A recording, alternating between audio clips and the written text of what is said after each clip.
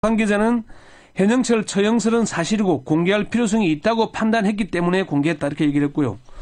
국정원 관계자나 새누리당 국회 정보위 소속 국회의원들은 대체로 현영철이 숙청됐고 공개 총살됐을 것이라는데 무게를 둡니다. 예. 뭐 100% 확정적이라고 얘기하진 않지만은 움직일 수 없는 사실이다 이렇게 얘기를 하고 있습니다. 예. 자, 그럼에도 불구하고 왜 이렇게 논란이 계속되고 있는 건가요? 국정원이 일단 첩보라는 단서를 달았기 때문입니다. 첩보. 예.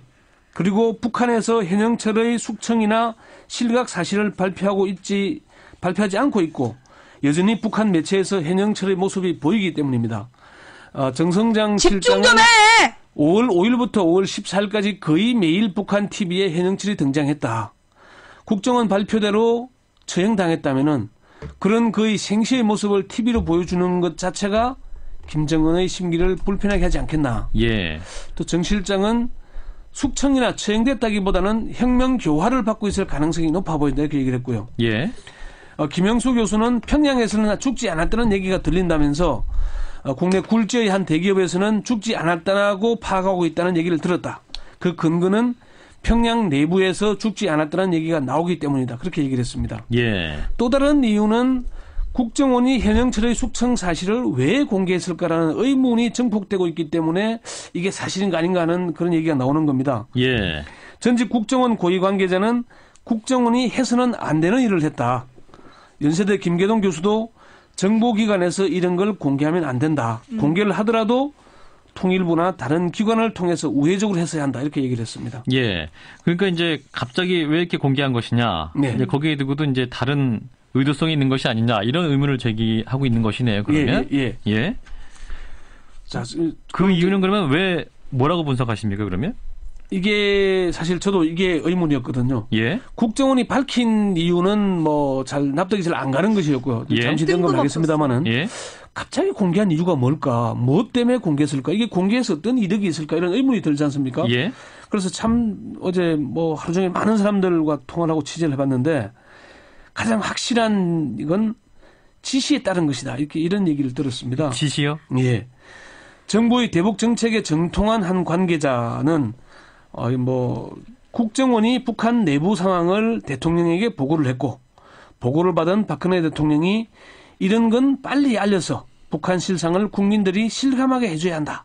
이런 지시를 했다는 겁니다.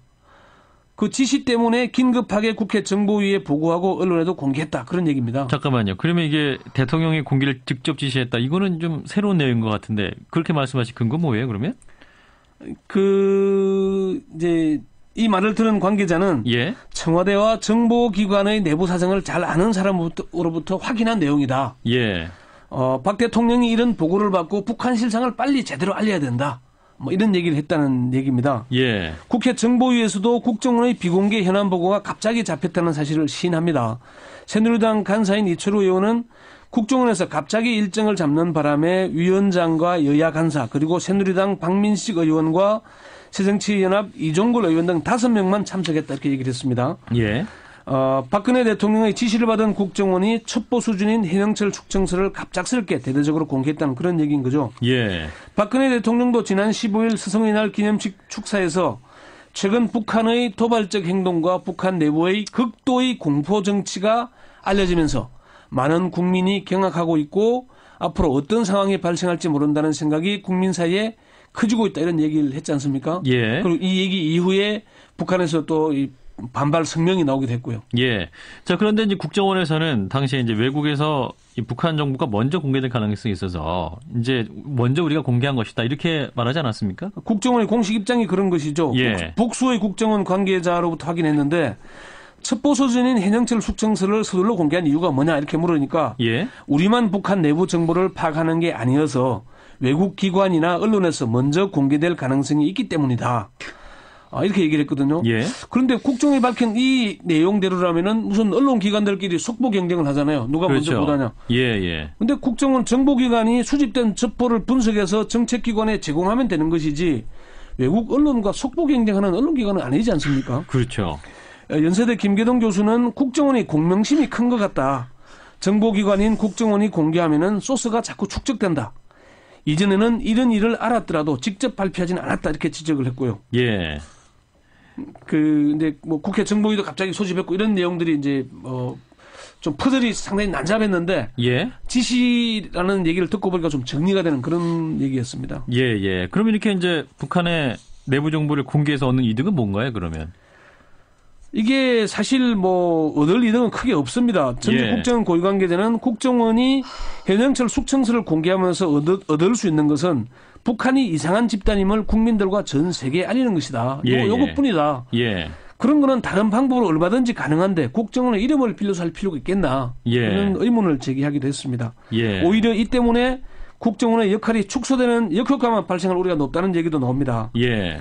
현영철 숙청설이 사실이더라도 정보를 파악한 경로가 드러난 만큼 앞으로는 북한의 정보를 파악하는 데 더 어려움이 예상되고요. 예. 또 남북 관계가 화해 모드로 가게 될 경우에 국정원이 나름 역할을 하지 않겠습니까? 예. 그런 역할이 축소될 수밖에 없을 것이라는 얘기죠. 예. 전직 국정원 고위 관계자는 앞으로 북한이 국정원은 상대하지 않을 것이다. 예. 북한 기관이 김정은의 눈치를 보면서 국정원을 상대하지 못하게 되기 때문이다. 그런 얘기를 하게 됐습니다. 예, 그렇군요. 자, 그러면 이 시점에서 기우이긴 합니다만 그러면 현영철이 다시 등장할 가능성도 있을까요? 어떻게 보세요? 완전히 배제하지는 않고 있는데 전문가들의 의견은 엇갈립니다. 예. 김영수 교수는 이러다가 현영철이 다시 등장하게 될 경우에 국정원 지도부의 경질뿐 아니라 박근혜 정부 자체가 흔들리게 될 거다. 예. 이철호 의원은 국정원이 밝힌 내용이 사실이 아닐 경우에는 국정원 문을 닫아야 한다.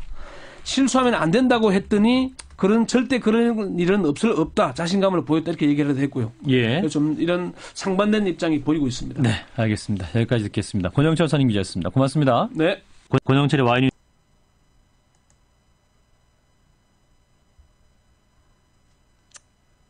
박근혜가 그렇지 뭐.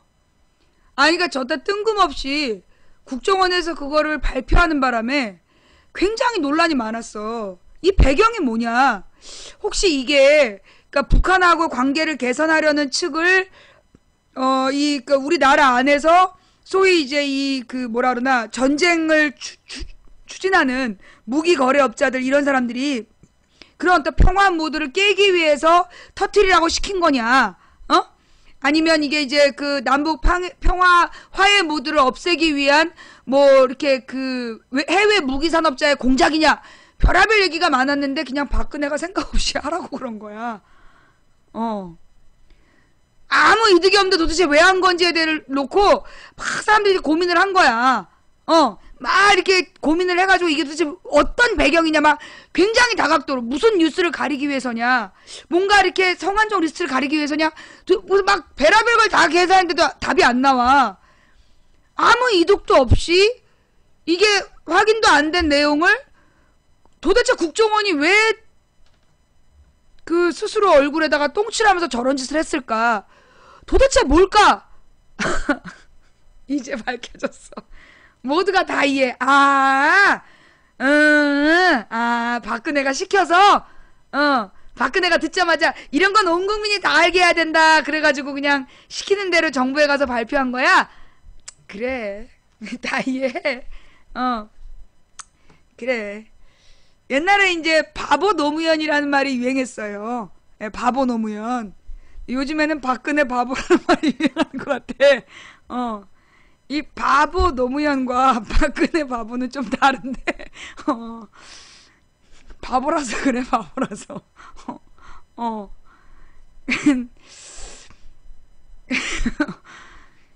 바보 노무현, 그러니까 어떤 그 계산할 줄 모르는 그런 남자란 뜻이었잖아. 그냥 박근혜는 바보인 거야. 그냥 바보. 아는 게 없어서 그래, 아는 게 없어서. 정말 심각한 거야, 여러분. 아니, 여러분, 우리나라가 얼마나 웃긴 나라냐면, 이런 박근혜를 10년, 20년 가까이,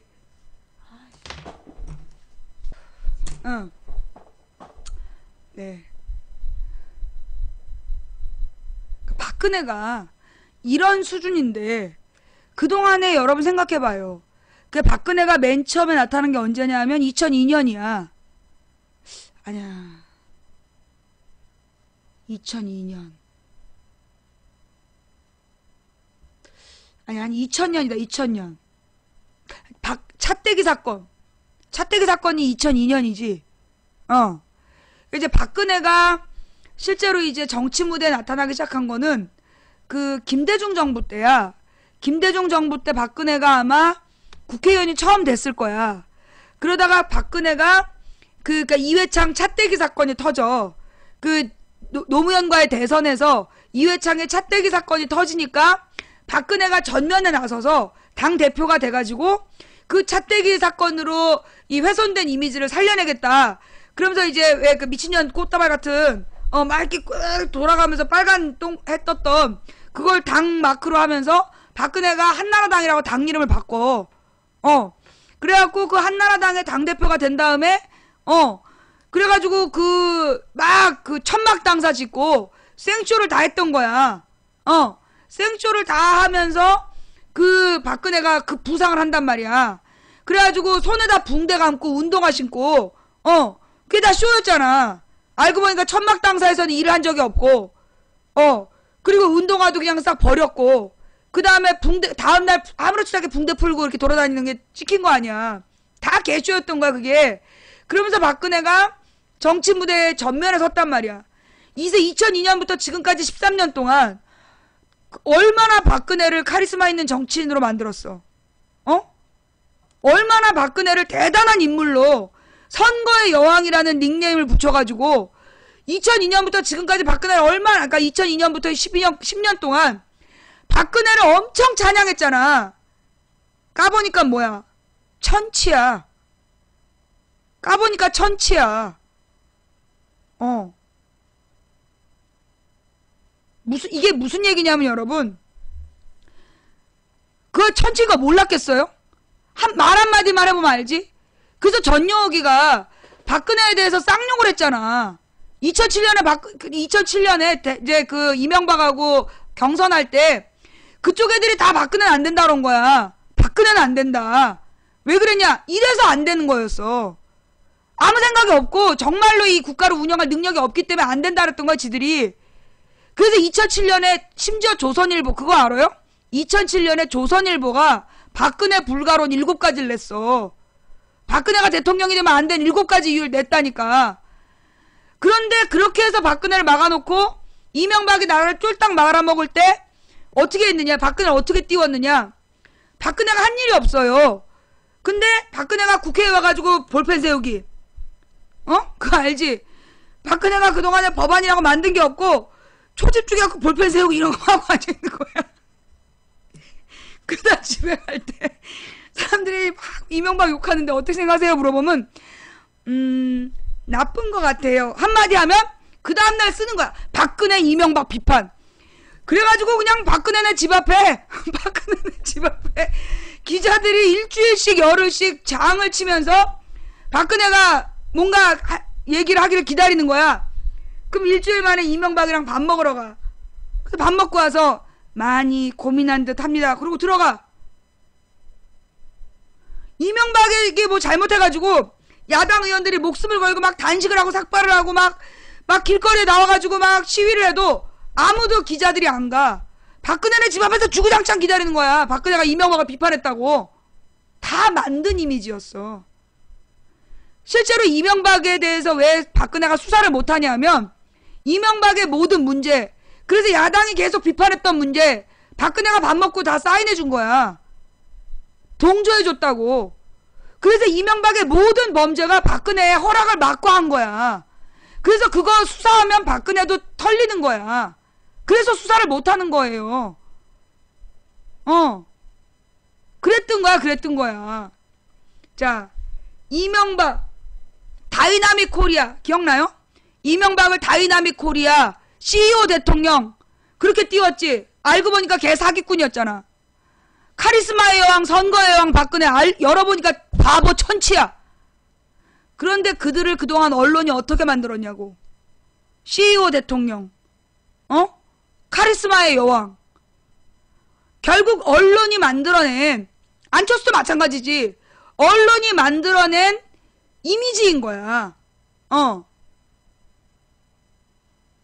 능력이 없는 사람을 언론에서 막 띄워가지고 그 사람을 간판으로 앉혀놔.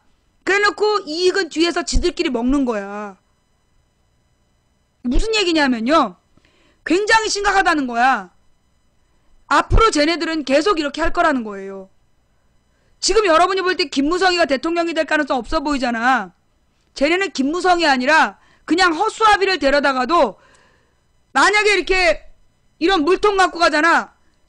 뭔가 신비의 명약이다 이러면서 키울 애들이라니까. 작대기를 하나 꽂아놔도 그 작대기를 신의 조물주의 선물이다 이러면서 대통령 시킬 거야. 언론이 선택하면 그냥 대통령이 되는 거야. 왜? 그들은 대통령이 유능하면 안 되거든. 언론 권력은, 언론과 재벌은 유능한 대통령을 원하지 않아.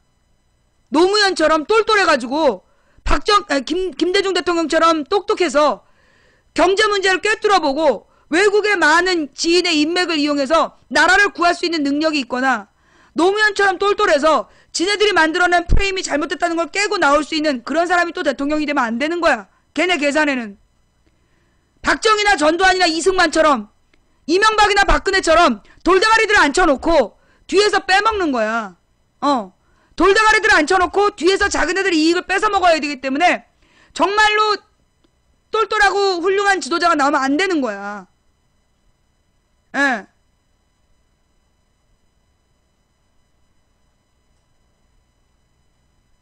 그래서 그들은 또 다른 바보를 물색 죽일 거예요. 나는 언론이 저토록 안철수를 좋아하는 건 그들의 취향에 딱 맞아서인 것 같아. 박근혜나 안철수나. 아무것도 모르고 앉아있어서.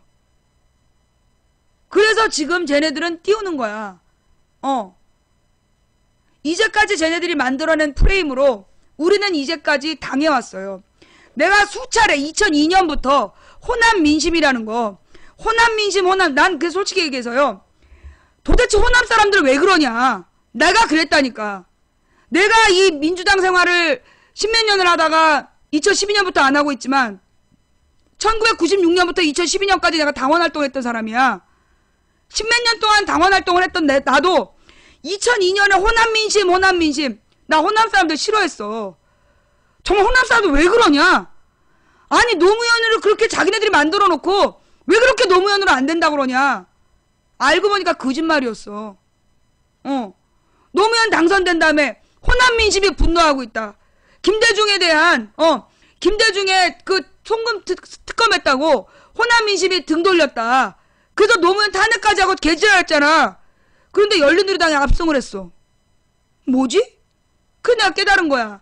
아, 이 새끼들이 지금 호남 민심 장사를 하는구나. 2007년에 당을 깰 때도 그랬어요. 노무현에 대한 호남의 분노가 너무 커서 그래서 호남 사람들이 나가서 분당을 해야 되겠다는 거야. 그래서 김한길이가 그 사람들을 데리고 당을 3번인가 깨. 한 해 동안. 그래서 2007년에 야당을 완전히 등신으로 만들고 그리고 대선을 치른 거야. 그러니까 이명박이 당선되지. 2008년 총선에서 개박살이 나지. 그때도 호남 민심을 팔았어. 이 새끼들이 2002년부터 계속 팔았던 호남 민심. 그 호남 민심의 실체가 뭔지 그래서 내가 찾아보기 시작한 거야. 그랬더니 실제로 호남에서 떠드는 사람들이 있어요. 뭐 김대중 특검 얘기하고 호남에 뭐 온 거 있냐. 이제까지 호남에다가 해준 거 있냐. 우리도 이제 좀 잘 살아보자. 그런 얘기를 하는 놈들이 있는데 누구냐. 주로 정부의 녹을 먹는 공사나 공무원들이야. 공사나 공무원들이 그렇게 떠들고 다니는 거야. 근데 사실 호남 사람들은요. 평상시에 정치적 입장 많이 얘기 안 해요. 호남 사람들이 얼마나 무섭냐 하면 여론조사에 절대 대꾸를 안 해. 왜냐면 이 사람들은 옛날부터 빨갱이 얘기로 호남이 쑥대밭이 됐었어. 왜 언제? 이승만 때부터 지리산 일대가 빨치산에 본거지라 해갖고 이 호남 사람들이 뻑하면 잡혀가가지고 고문당하고 그랬던 거예요. 지리산 밑에 있다고.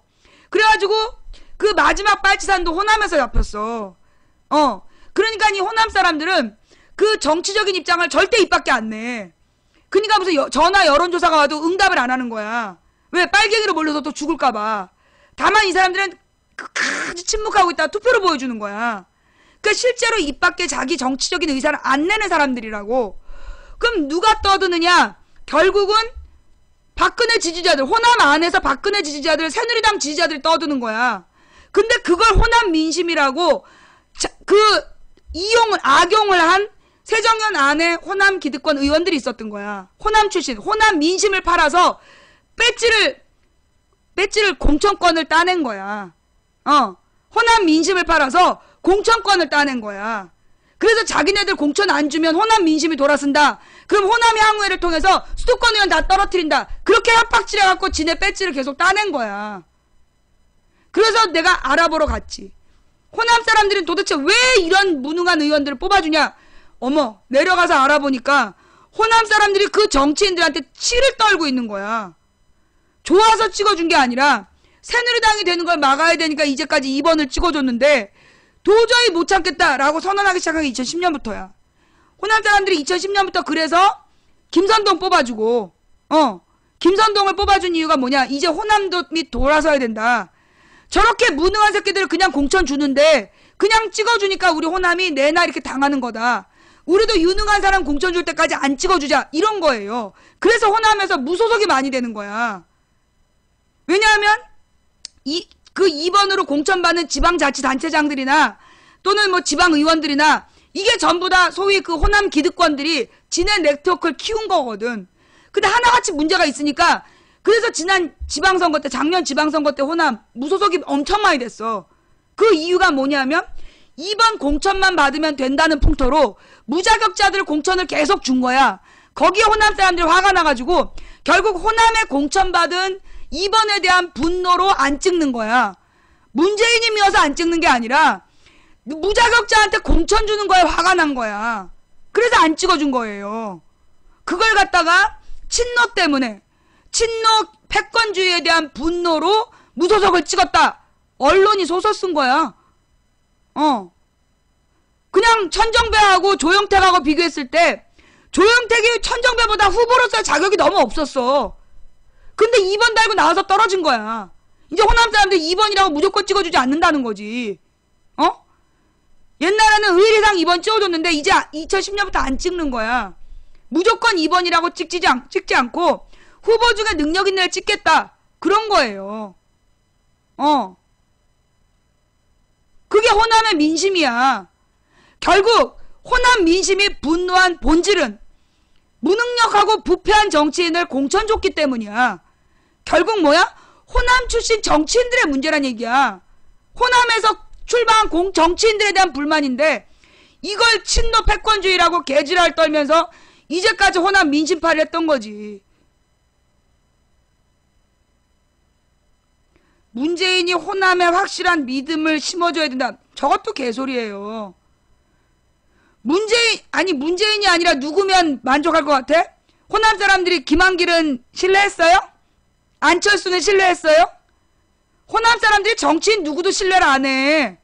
김대중 대통령도 되자마자 욕먹었어. 김대중 대통령도 되자마자 전두환 노태우 풀려나게 냅뒀다고. 모가지를 따버려야지. 모가지를 따버려야지 왜 풀어줬냐고. 그러면서 김대중 대통령도 욕하더라니까 호남 사람들이. 호남에서 재선이 어려워 원래. 호남 사람들이 정치인을 보는 눈이 굉장히 까다롭기 때문에 이 새끼가 요만큼의 비리만 있어도 다음에 국물도 없어 저 새끼는. 이런 게 호남 사람들이야. 내가 왜 이렇게 호남 사람 잘하냐. 내가 호남 사람들이랑 십몇 년을 당원 생활을 해봐서 알아.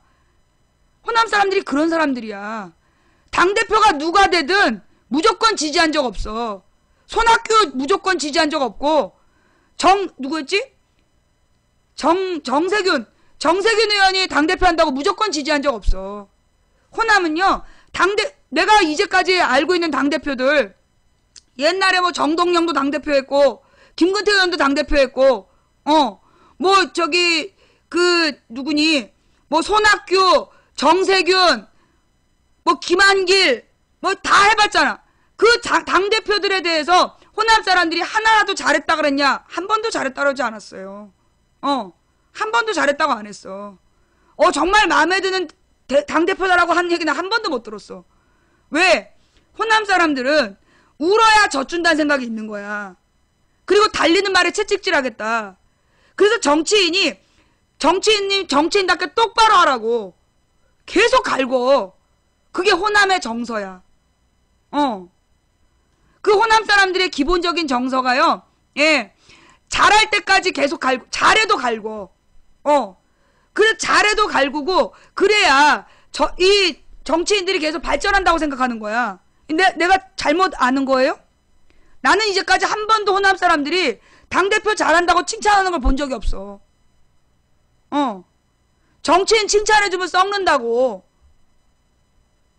나는 그렇게 알아. 그게 호남 사람들의 기본 정서야.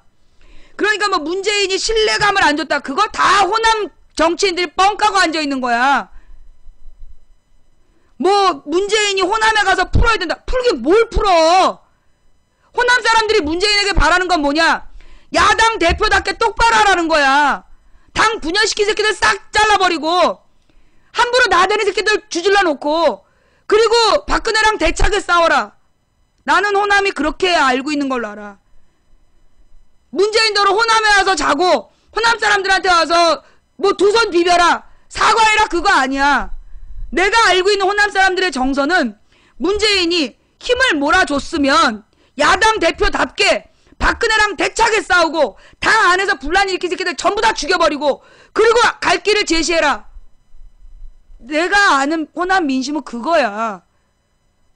호남에 가서 문재인도로 비르란 얘기가 아니라 야당 대표답게 똑바로 싸워라. 그게 호남의 민심이야.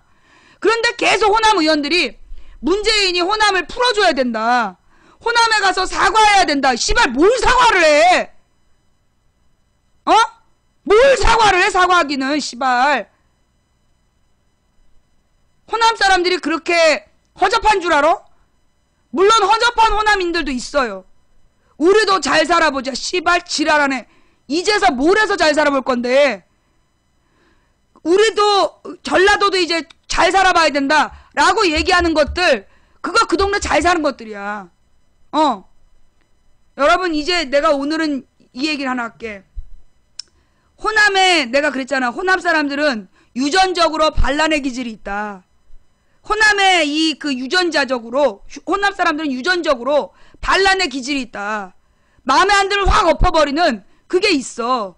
그게 왜 그랬냐? 내가 그랬잖아. 과거로부터 삼국시대부터 이 그 호남에서는 밀란이 끊이질 않았다. 그게 왜 그랬냐 하면 호남의 부자들 때문이에요. 호남의 부자들 때문이었어.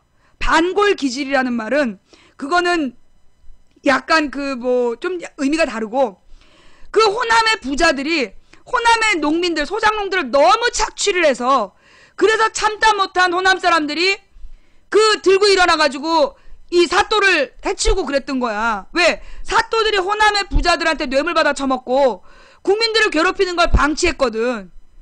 그러니까 호남 사람들이 뻑하면 그 저기 관할을 습격하고 싹 쓸어버리고 그랬던 게 결국 호남의 부자들에 대한 불만이었어요. 호남 사람들이면 무조건 다 뭐 민주적이고 뭐 혁신적이고 진보적이냐? 아니야. 호남에서 잘 사는 인간들, 호남에서 떵떵거리고 사는 인간들이 얼마나 웃기냐면요. 귀족인 줄 알아요. 내가 진짜 얼마나 어이없었냐면 옛날에 그게 무슨 공사였어. 그때 무슨 한국전력이었나 뭐 하여튼 무슨 공사였는데 그 공사에 다니는 사람들은 관사를 따로 써. 그런 이제 공사의 사람들만 사는 아파트가 따로 있었던 거야. 다른 호남 사람들이 초가집 살 때 걔네는 아파트 지어주고 아파트 관사에서 살고 그랬어. 그러면서 따박따박 월급 받아먹고 그래서 걔네들은요 지네가 귀족인 줄 알았어요. 호남 농민들 굉장히 무시하고 자기네들하고 다른 사람인 척하면서 도도하게 그 부인들 그 관사에서 공사에서 일하는 관사 부인들이 무슨 귀부인인 척하고 다녔다니까?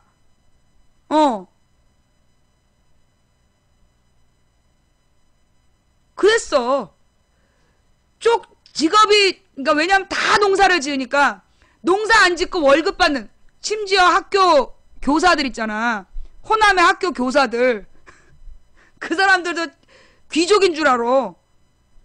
왜냐하면 대부분 월급을 못 받고 농사 지어서 먹고 살다 보니까 월급 나오는 공무원이나 월급 나오는 선생이나 그런 일 하는 사람들 지네가 귀족인 줄 안다니까.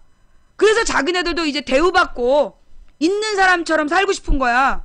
그래서 그게 거기 호남에서 월급 많이 받는 사람들은요 전부 새누리당 지지해. 조용히 지지해.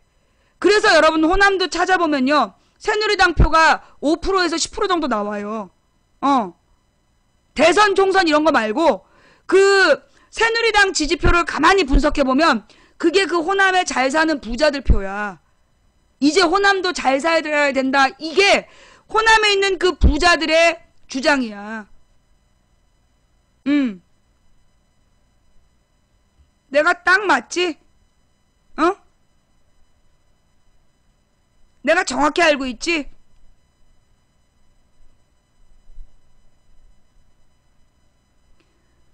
결국은 뭐냐면요. 이게 계급성이라는 거야. 그들의 뭐라 그러나 지네들은 부자다. 한마디로 자기네들을 유산계급이라고 생각하는 거야. 자기네들은 돈 있는 부자다.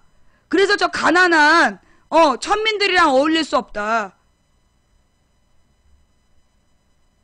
그 우월주의.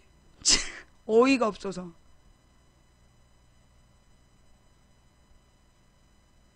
근데 그런 사람들이 협박을 해요 또. 그 호남 사람들은 협박을 하는 거야. 그래갖고 막 떠들어. 호남 사람들은 말 안 한다 그랬잖아. 투표를 보여주지 절대 평상시에 정치적 입장을 얘기를 안 해. 그러니까 호남에서 그런 사람들이 막 잘난 척하면서 떠들면 그게 호남 민심인 것처럼 그렇게 속이기에 딱 좋은 거야. 그래서 내가 오늘 얘기하고 싶은 건 호남의 서민들이요 그렇게 얘기한 사람은 주질러 놔야 된다고. 네가 받는 월급 누구 돈으로 받는 월급이냐고. 우리들 착취해갖고 네가 월급 받는 건데 국가 공무원이 돼가지고 어디서 감히 호남 서민들 괴롭히는 새끼들 편을 드냐고. 주질러 놔야 돼요. 뭔 말인지 알겠어요? 보통 우리 이제 호남 사람들이 막 공무원들이나 이런 애들 와서 막 떠들어대면 못 들은 척하고 그냥 참어. 이제 참지 말라고. 그건 욕해줘야 돼요. 예. 내가 지금 잘못 생각하고 있어요? 내가 지금 호남의 민심을 제대로 이해 못하는 거야? 호남 안에서 누가 개소리 하나? 그거 상위 5%야. 그 상위 5%가 뭐 그렇게 대단한 부자들도 아니고 고작 월급 따박따박 받으면 부자인 척 한다니까. 어이가 없다고 내가. 그런 인간들이 지네가 무슨 부자인 척 호남도 이제 잘 살아보자? 그래서 니네가 새누리당 찍어주면 호남 잘 살아? 이정현 순천에 찍어줘갖고 순천 사람들이 다 부자냐? 사실 순천은요 원래 잘 살았어요. 순천 여수 사람들은 옛날부터 잘 살았어. 그 동네가 옛날부터 무역항이었기 때문에 옛날부터 여수가 그 일제강점기 때도 발전했었잖아. 옛날에 신라시대 때부터 거기는 항구였어. 교역의 도시였고 그 다음에 이 순천이 굉장히 이 농토가 좋고 물 좋고 산 좋아서 지리산 밑에 순천 거기 잘 나갔어요. 그래서 옛날부터 순천에 부자가 많아. 그래서 옛날 이런 말이 있어. 벌교에 가서 힘 자랑하지 말고 순천에 가서 돈 자랑하지 마라. 그런 얘기 들어봤어요? 벌교에 가서 힘 자랑하지 말라는 얘기는 그 뭐라 그러나 전국을 떠들썩하게 하는 조폭 두목이 다 벌교 출신이래. 그러니까 벌교에 가서 함부로 힘 자랑하면 쥐두새들로 그렇게 맞아 죽는다는 얘기가 있어요. 그 다음에 순천이 진짜 부자가 많다는 거야. 어마어마한 땅에서 농사를 지어서 옛날부터 대를 이은 부자들이 있는 거야. 순천 부자가 진짜 부자란 말이 있어. 그리고 이 호남에서요 농사짓는 많은 농토를 가졌던 엄청난 그 재벌, 소위 농업 재벌들이 옛날에 있었던 거야. 그 대를 이어서 그 부자들이 지금 소위 그 호남에서 떵떵거리면서 뻘소리 하는 거야. 그 사람들의 재력의 기원은 결국 뭐냐? 그 지역 농민들에 대한 착취였어요. 그 지역 농민들 착취해가지고 그 얻은 돈으로 그렇게 귀족인 척하고 사는 거야. 그런 사람들이 떠드는 걸로 호남을 모욕하지 못하게 하세요.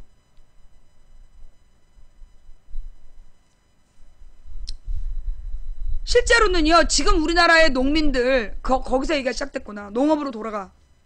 실제로 그 농업이요, 국가 기관 산업이 돼야 돼요. 여러분, 선진국들은, OECD의 다른 선진국들은 농업을 무시하는 줄 알잖아. 아니라고. 여행 프로 같은 걸 잘 보다 보면 그러니까 유럽에 그게 어디였더라? 북유럽인가 어딘가였는데 농민들이 월급을 받아. 매달 정부 지원금을 받는 거야. 곡식이 출하될 때까지 농민들이 굶을 수 없잖아. 그래서 농민들한테 정부에서 보조금을 줘요. 생활비를 지원해 주는 거야. 그리고 농업에 대한 새로운 정보나 이런 것들을 공무원들이 농장에 와서 같이 생활하면서 가르쳐주고 막 그래. 그걸 막 돌면서 뭐 필요한 거 없는지 챙겨주고 그런다니까요. 같은 북유럽 어딘가 그래. 대부분이 그렇대. OECD 국가 중에 북유럽이나 서유럽 같은 경우는요, 농민들한테 대한 지원이 있어요. 미국도 마찬가지야. 여러분, 미국의 슈퍼 301조라는 게 있어. 그게 뭐냐? 미국의 농산물에 대한 절대적인 우월권이야. 미국의 농축수산물에 대해서 절대적 보호를 해주는 게 슈퍼 301조라는 거예요. 예. 그래서 미국도요, 미국 농민들 국가에서 엄청 지원받아. 전 세계에서, 아니, OECD 국가 중에서 자기 나라 농민들한테 이토록 지원하지 않는 나라는 우리나라밖에 없어. 농민들이 피땀 흘려 생산한 농산물을 이렇게 헐값으로 팔게 하는 나라가 없다고. 대부분의 나라에서 어떻게 하냐, 그 농산물을요, 가령 현재 물가가 너무 낮으면 비싸게 국가에서 사. 그래서 국가에서 차익을 지불하고 도시 서민들한테 싸게 지급해. 근데 우리나라는 농민들이 피처럼 피땀 흘려 지은 농산물을 헐값에 사가지고 중간에 있는 새끼들한테 다 유통구조에서 헤쳐먹고 소비자한테 10배로 받아먹잖아. 걔네들한테 로비 자금 받고 이 새끼들이 침묵해주고.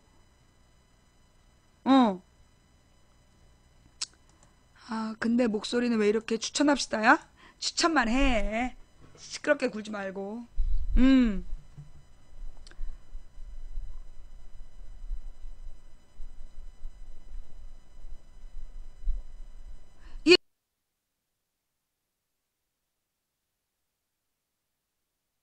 유럽을 가보니까, 유럽에 갔더니 그 농산 아무 포장도 없이 그냥 진열해 놨어. 포장 없이 진열한 농산물은 싸. 그런데 그 농산물을 뭐 이렇게 뭐라 그러나 껍데기 같은 거 벗기고 소포장을 해서 파는 거는 값이 엄청 비싸. 왜 그러냐? 그 농산물을 그냥 공급하는 건 농민들한테 정부 지원을 하고 도시 서민들에게 값싼 채소를 공급해 주는 거야. 먹고 사는데 부담 주지 않으려고. 그런데 조금이라도 씻거나 이렇게 포장을 한 건 거기 인간의 노동력이 들어갔기 때문에 노동력의 가격을 비싸게 쳐주는 거야. 그게 그래서 채소에도 등급이 있어. 비싼 채소, 싼 채소. 근데 우리나라는 몽땅 비싸. 왜? 중간에 도매업자들이 중간 이득 다 헤쳐먹고 다 비싸게 파는 거야. 유럽은요, 농민들에 대한 대우가 좋기 때문에 우리나라처럼 농민이 가난하질 않아. 여러분 그 유럽에 여행할 때 B&B 서비스라는 거 알죠? 베드 앤 브렉퍼스트.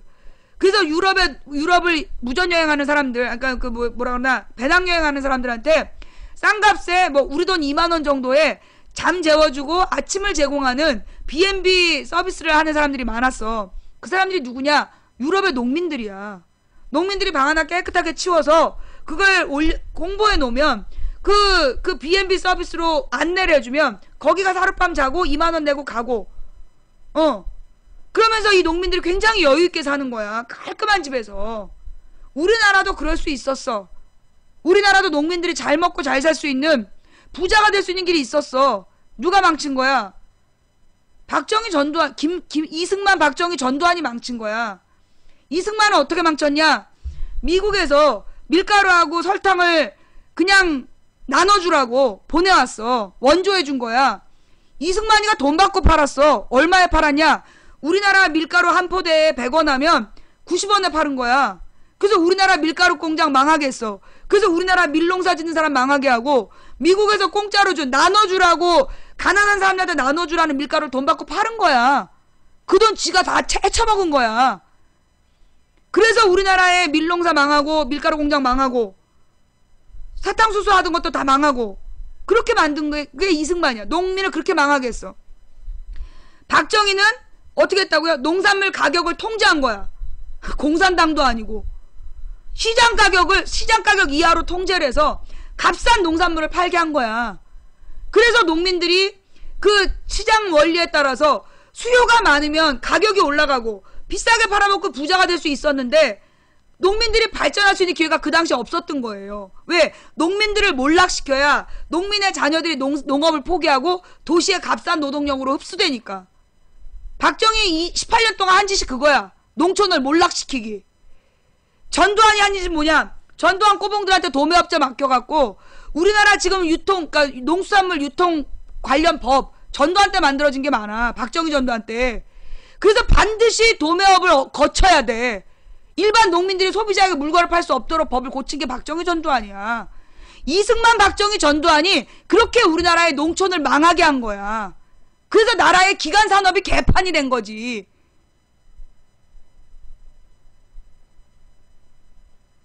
근데 뭐? 박근혜가 대통령이 되면 농촌이 잘 살아?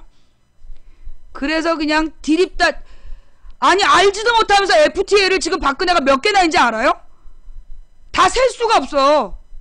뭘 한다고 FTA를 다 하고 앉아있냐고. 국회에 보고도 안 해.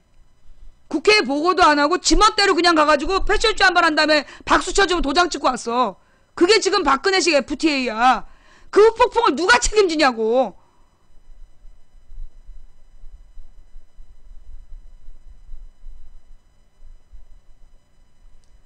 자, 그래서 우리가요, 바로잡아야 될 게 참 많은 나라예요. 예, 바로잡아야 될 게 정말 많은 나라야. 그러면 이 바로잡아야 될 게 정말 많은 나라에서 필요한 게 뭐냐? 국민들이 절망하지 않고 무엇이 옳은 것인가, 예, 무엇이 옳은 것인가에 대해서 국민들이 깨달아야 돼요. 그리고 그 옳은, 즉 정의로운 일을 위해서 국민들이 마음을 모아야 되는 거야. 근데 우리나라는 이승만, 박정희, 전두환 때 워낙 사람들이 편법으로 부자가 되는 걸 봤어. 그리고 부자가 권력을 가지고 그 권력으로 우리 가난한 사람들을 지배하게 되는 걸 본 거야. 그래서 우리 국민들이요, 그게 일제강점기 때부터야. 일제강점기 때부터 105년 동안을 그런 지배를 받고 나니까 우리 국민들이 어떤 마음이냐면, 옛날에 인간의 가치, 조선에서 농자는 천하지 대본이라고 하고 정말로 효를 중시하고 의리를 중시했던 우리의 국민성이 소위 뭐라 그러나 일본 놈 앞잡이들의 착취, 일본 놈 앞잡이들의 그 못된 짓을 보다 국민들이 너무나 상처를 받아서 옳고 그름을 잊어버린 거야. 그래서 탐욕의 노예가 돼버렸어. 그래서 지금 우리나라에서 무엇이 옳은가를 이야기하면 등신 취급을 받아. 예. 그래서 철학이 부재한 나라가 됐어요. 원래 우리나라가요, 어떤 나라냐? 원래 우리나라가 어떤 나라냐 하면 굉장히 철학을 중시하는 나라였어. 우리는 이제 중국이 우리보다 대국이기 때문에 우리가 언제나 중국에 그 조공을 바치고 약국으로 살았다라고 생각하잖아. 그런데 실제로 어떤 식이냐면 이 조선에서, 고려에서, 신라에서 권력자 새끼들이 자기네들의 부당한 권력을 유지하기 위해서 중국을 핑계로 그 못된 권력을 휘두르는 새끼들이 4대를 한 거야. 실제로 나라의 왕이나 왕자들이나 국민들은 4대하지 않았어요. 4대 주인은 누구의 것이냐? 부당한 잡놈들, 그 삐뚤어지고 썩어빠진 권력자 새끼들이 4대를 해서 내 뒤에 중국 있다? 그랬던 거야. 그러나 실제로 우리나라의 국민들은 어땠느냐? 여러분, 불교가 어느 나라에서 나왔어요? 인도에서 나왔잖아요. 고타마 시타르타가 인도 사람이잖아. 그 인도에서 나온 불교가 중국을 거쳐 우리나라의 삼국시대에 들어와. 그래서 이 삼국시대에 들어온 불교가 우리나라에서 가장 번성을 해요. 그래가 문화적으로 아주 완성이 되는 거야. 중국의 절을 가보고 우리나라의 절을 가보면 특징은 중국은 굉장히 규모는 크지만 사상적으로 중국에서 불교 사상이 발전하지 못했어. 당나라 이후로. 그러나 우리나라는 어땠다? 불교가 계속 발전을 해서 고려 때 우리나라에서 만든 불경, 세계 최고의 불경이야. 우리나라의 불경이, 즉 불교 사상이 세계 최고로 정립되어 있어. 그래서 불교 사상을 연구하는 사람들이, 서양의 학자들이 우리나라 해인사회에 와서 그 팔만대장경을 공부를 하는 거야. 그게 불교 철학의 핵심이 거기 다 들어있기 때문에. 또 유교는 어느 나라에서 생겼어? 중국에서 생긴 거야. 근데 중국에서 생긴 유교를 가장 연구를 많이 해서 집대성한 게 어디냐? 우리나라야. 원시 유교가 이제 공자와 맹자의 사상이라면 그거를 소위 이제 뭐 훈고학으로 처음에 훈고학이었지. 훈고학으로 만들었다가 나중에 그 주자학, 송나라 때 주자학이 나오고, 그 다음에 그 주자학을 비판하면서 나온 게 양명학이고, 그 다음에 나중에 그 양명학을 또 비판해서 나온 게 고증학이고. 무슨 얘기냐? 그 공자와 맹자가 유교 철학을 막 그 제자들하고, 여러분 있잖아요. 공자연이라는 책이 있어요. 그걸 보면, 왜 스승에게는 뭐, 스승을 똑바로 쳐다도 못 보고 그럴 것 같잖아. 아니야. 제자들하고 끊임없이 토론해. 그게 논어야. 논어라는 책이 그 제자가 스승한테 질문을 하고 공자가 대답을 하고 거기에 대한 또 반론을 하고, 그래서 제자와 그 공자의 많은 제자들과 공자가 토론한 내용이 논어야. 논어. 논쟁한 내용이야. 그게 논어인데, 그 논어를 갖다가 요렇게 주편이라고 대나무 이렇게 얇게 썰어서 거기다 써놨단 말이야. 그걸 실로 다 묶어가지고 돌돌돌 말아서 필요할 때 꺼내 읽고 그랬던 거야. 그때 종이가 발전하지 못해서. 그런데 진시황이 집권을 하면서 이 유교학자들이 끊임없이 그 공화정을 주장한 거야. 유교는 공화정이에요. 유교의 핵심 사상은 왕 혼자서 지배하는 나라가 아니라 공화정이야. 그러니까 국민들의 뜻에 따라서 정치해야 된다는 거야. 맹자의 철학에 뭐가 있느냐? 맹자의 철학에 그 왕이 국민의 마음을 얻지 못하면 국민이 왕을 무너뜨릴 수 있다. 패할 수 있다. 그게 맹자의 사상이야. 왕에게 무조건 복종하라는 거 아니야. 그 맹자의 사상이 그런 사상이에요. 왕도 정치를 역성혁명이 아니라 그게 있는데, 역성혁명이라는 말은 성을 바꿔서 혁명한다는 얘기고, 그거 말고 하여튼 맹자의 사상 중에 있어. 맹자의 사상 중에 왕이 제대로 못하면 왕을 바꿀 수 있다. 그런 개념이 있어요. 그리고 왕도 정치라는 게 뭐냐면, 왕도 정치라는 게 뭐냐? 왕이 혼자서 지멋대로 하는 게 아니라 여러 선비들의 의견을 모아. 한마디로 이 학자들과 국민들의 뜻에 따라 정치하는 게 왕도 정치야. 민본 정치, 민본주의라고 해야 되겠다. 민본주의 맞는 것 같아. 민본주의. 그래서 요 맹자가 권력의 기반은 백성에게 있다. 맹자의 사상이 권력의 기본은 백성에게 있다는 거였어. 그걸 갖다가 이제 막 퍼뜨리니까. 근데 진시황은 전국 칠웅 7나라가 정말 중국이 정말 불쌍한 나라인데, 그 당시에 7나라가 서로 권력을 쟁투하면서 총 500년을 싸워요. 400년인가 500년 동안은 전쟁이 끊이질 않았어, 중국이. 나중에 농민들이 너무나 먹을 게 없어서 자식을 낳아서 삶아먹어. 내가 요즘 한비자를 읽고 있는데, 한비자라는 사람이, 내가 얼마 전에 얘기했나? 저한테 김수강이라는 시청자분이 내가 감옥에 있을 때 한비자를 선물해 주셨어요. 나한테 한비자를 읽어라. 그 한비자를 통해서 이 지혜를 얻을 수 있다 이랬는데, 내가 나는 한비자는 그 진시황의 독재 사상의 바탕이 된 사람이기 때문에 저는 읽지 않겠습니다 하면서 안 읽었어. 요즘에 이제 한비자를 읽고 있는데, 그 김수강 시청자님은 지금은 안 보시고 계시겠지만 혹시 아신다라면 망치 부인에게 한비자를 보내신 김수강 시청자님 진심으로 감사드립니다. 그러니까 어떻게 된 거냐면 이제 공자가 춘추 시대 때 초반에 나와 공자, 노자, 인도의 그 저기 부처 다 기원전 6세기에서 5세기 사람이에요. 기원전 6세기에서 5세기에 왜 부처도 태어나고 노자도 공자도 태어났느냐 하면 이 뭐라 그러나 그 이전에는 청동기였잖아. 옛날에는 청동기 도시국가 형식으로 막 재미없지.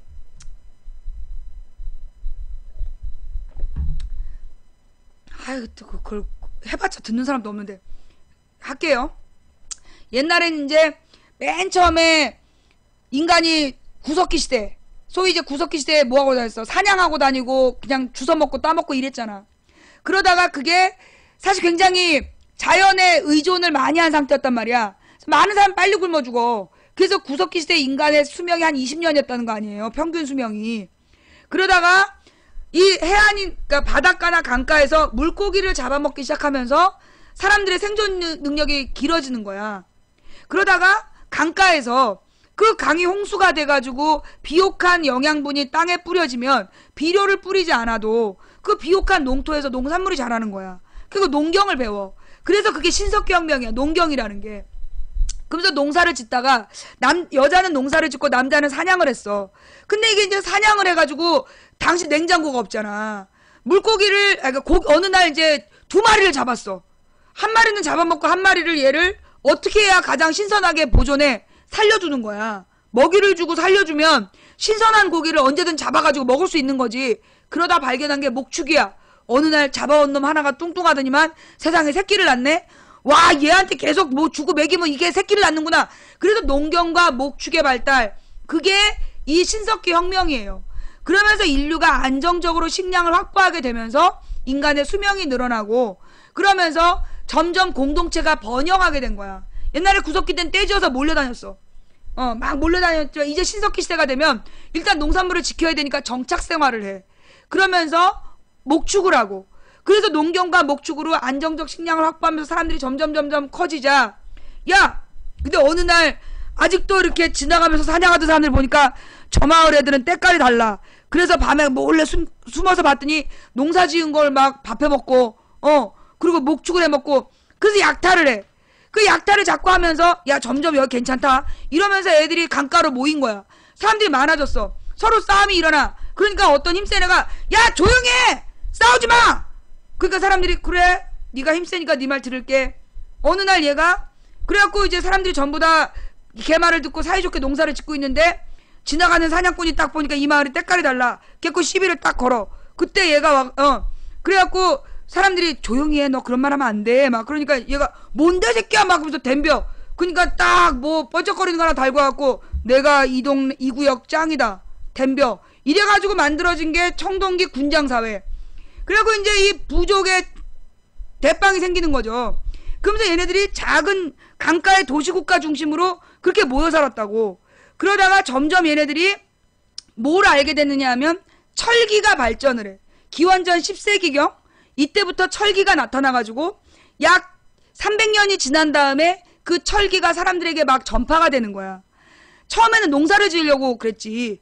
그래서 철제 농기구가 만들어지고 청동기 시대까지 농기구가 남아있지 않아요. 석재 농기구밖에 없어. 왜? 원래 나무 농기구가 많았을 텐데 다 썩어버렸기 때문에 지금 남아있는 농기구는 대부분 석재 농기구야. 청동기까지는. 그러다가 철기 문명이 발달하면서 철제 농기구가 생기는 거야. 낫, 쟁기, 호미 이런 거. 그런 철제 농기구가 생기면서 농업 생산량이 늘어나는 거야. 그러다가 어느 날 뭐 옆 동네에서 무식한 애들이 딱 쳐들어와. 그러면 농민들이 농사를 짓다가 낫, 호미 이렇게 딱 괭이를 들고 이 새끼들이 그러면서 치는 거야. 그래서 야 이 철기가 무기도 된다 야 이러면서 점점 그 철기를 농기구 말고 이 뭘로 무기로 만들기 시작하죠. 그래서 철제 무기가 만들어지는 거야. 철제 무기가 발달해서 그 철제 무기를 가지고 뭘 했냐? 야 옆마을이 더 넓어 가자. 우 가가지고 뺏고 왕 죽이고 그 동네 내 땅 침바르고 이러면서 정복전쟁이 시작이 돼. 그러면서 국가가 영토전쟁이 발생하는 게 BC 700년, 그러니까 BC 7세기경이에요. 그게 춘추 시대가 시작되는 시점. 그래서 중국에서 그 춘추 시대가 시작되는 BC 7세기경부터 BC 5세기경까지가 이 인도하고 중국의 철기가 완성되는 시기야. 그러면 이제 철기가 완성되면서 이제 모두가 철기를 공유하게 된 거야. 그래서 이제 그러니까 대빵들이 그래서 이 철기 무기들이 전파되는 게 춘추 전국 시대이고, 그래서 더 강한 철제 무기를 가진 놈이 대빵되는 거고, 그 전쟁을 400년을 하는 그래서 이제 그때 이제 기원전 5세기경이 소위 그 이전의 인간의 삶과 많이 달라진 거야. 그 이전의 인간은 공동체 중심. 그래서 뭐라 그러나 나눠 먹고 약자를 보호하고 나눠 먹고 그런 인간의 특성이 보존되던 시대가 철제 무기와 농기구가 보급되는 그 철기가 확립이 되는 시점에서는 인간의 세상이 지옥으로 변해가는 거야. 탐욕이 지배하는 시대가 된 거죠. 그래서 철학이 필요했고, 그래서 부처가 태어나서 자비를 이야기하고, 이렇게 나쁜 짓을 하면 다음에 나쁘게 태어난다. 그러니까 이 생에서 착하게 적선을 해야 다음 생에 좋게 태어나는 거다. 그러면서 윤회설을 이야기해서 내세를 생각하면서 착하게 살아라고 얘기하고, 공자와 노자가 태어나서 노자가 먼저 태어나요. 노자가 먼저 인간이 자연 상태로 돌아가야 된다.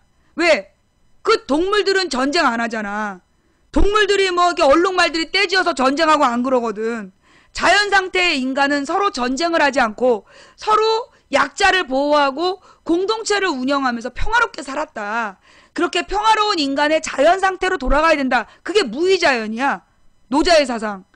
근데 그 무의자연을 어떻게 이룰 거냐에 대해서 답변이 좀 없었어.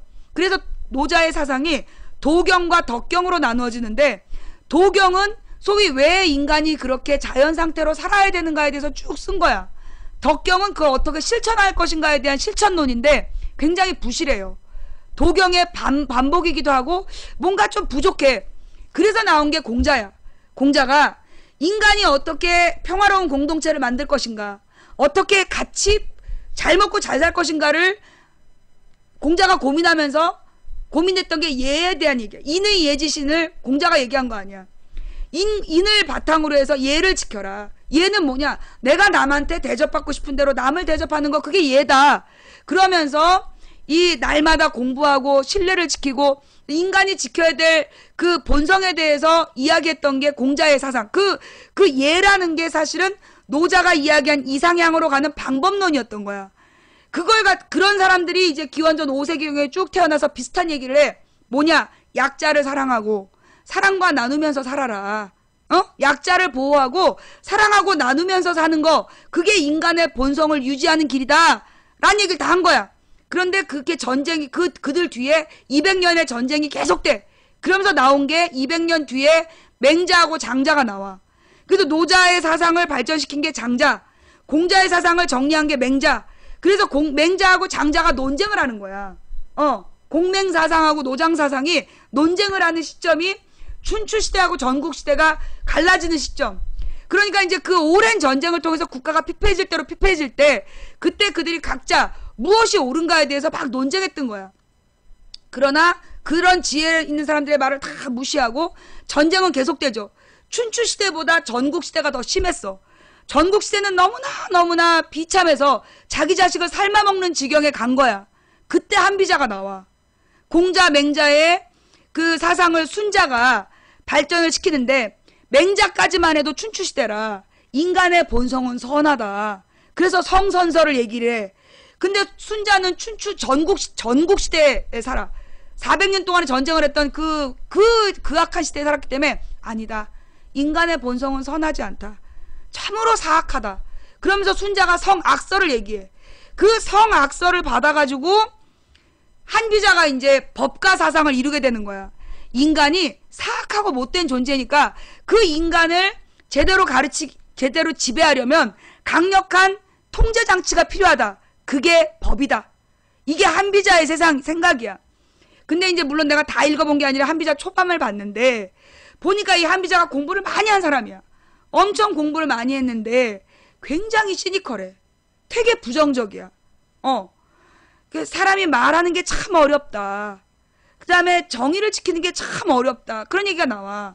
이 사람이 과거에, 그러니까 이 중국의 역사를 쭉 보니까 너무나 훌륭한 선비들이 왕을 잘못 만나고 하루아침에 죽고, 그 다음에 말을 이렇게 하면 이렇다고 욕하고 저렇게 하면 저렇다고 욕하고, 그러면서 이 천재가 그 인간들의 그 모습에서 깊은 절망을 하는 거야.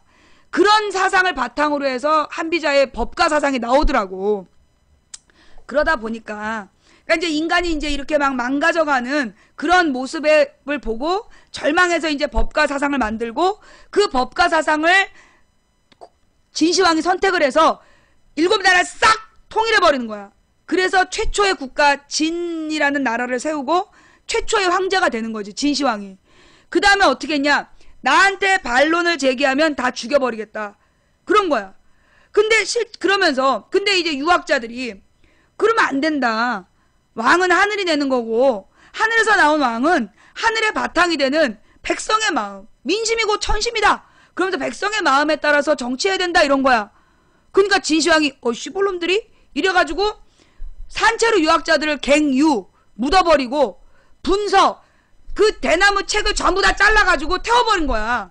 그게 분서, 나눌 분자야. 대나무 책을 전부 다 잘라버리고 살아있는 유학자들 묻어버린 거. 분서 갱유. 그래갖고 유학자들을 묻어버리고 법가로 통일을 해서 독재정치 16년을 해. 16년 만에 죽죠. 불로초를 구했지만 죽은 거야.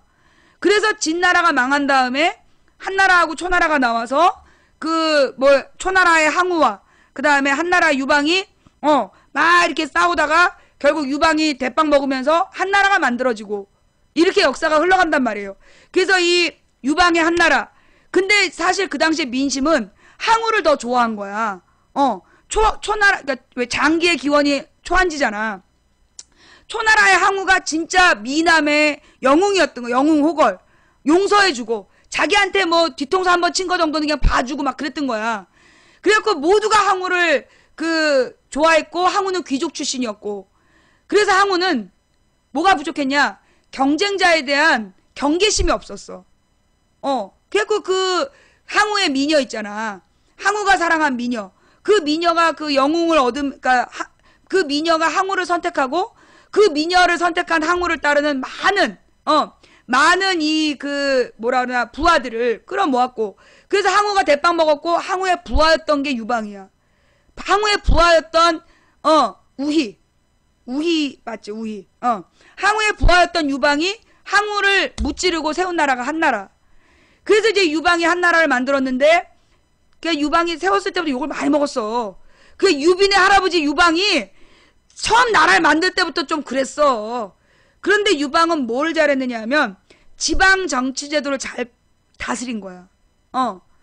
이게 그러니까 진시황이 9년제를 처음에 이제 안을 떴고, 그거를 체계화시킨 게 한나라고.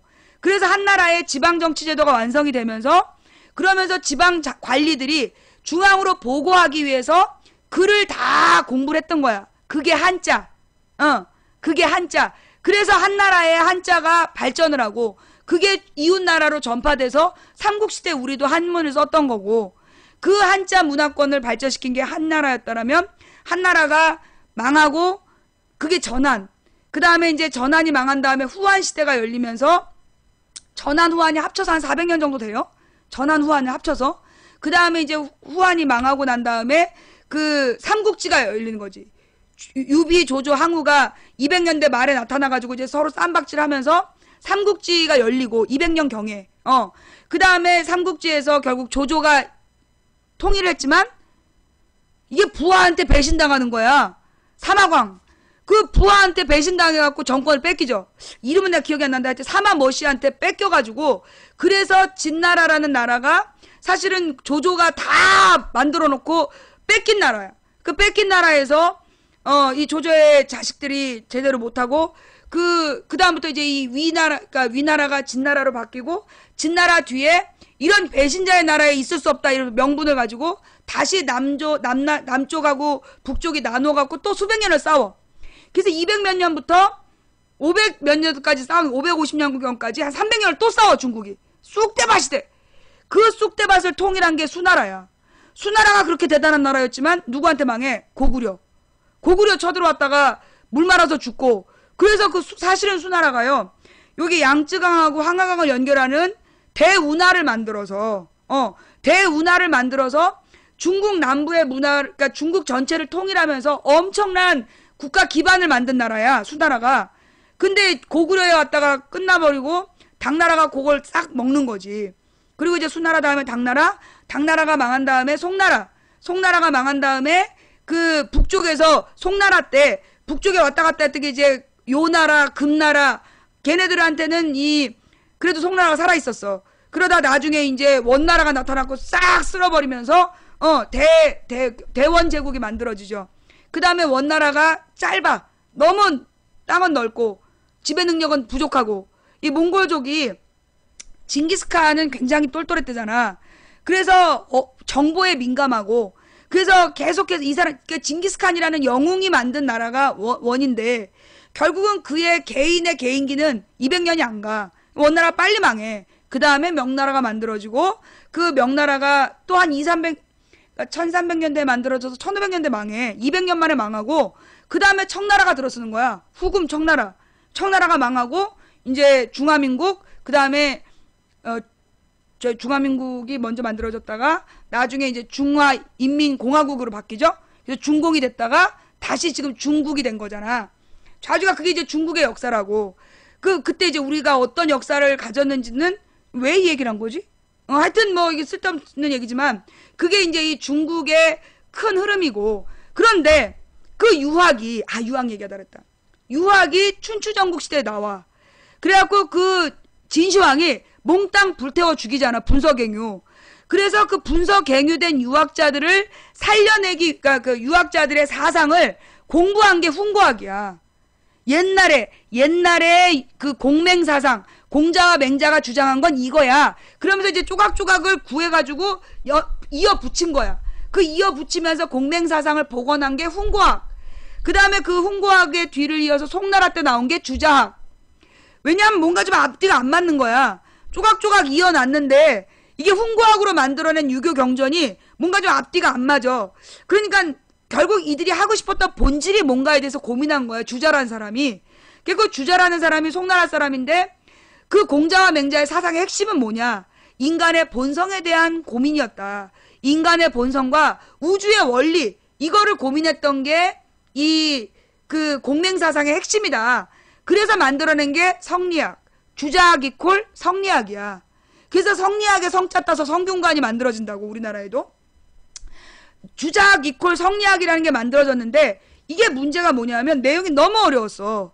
그래갖고 이 성리학의 이론 싸움이 끝이 없는 거야. 그래서 우리나라에 사색당파가 나온 것도 성리학 공부하다 그렇게 된 거야. 서로 각자 성리학의 그 유교 경전을 어떻게 해석할 것이냐, 그리고 유교 경전의 뜻에 따라서 어떤 정책을 만들 것이냐.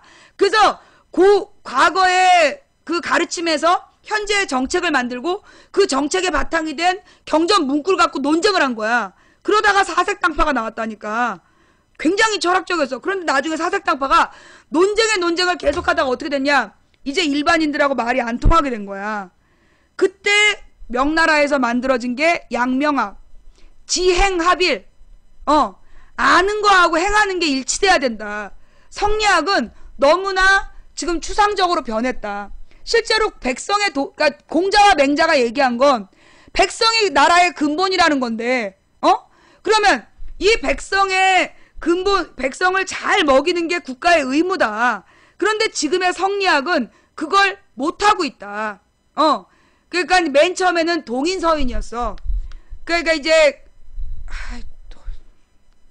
왜 또 날 자극해?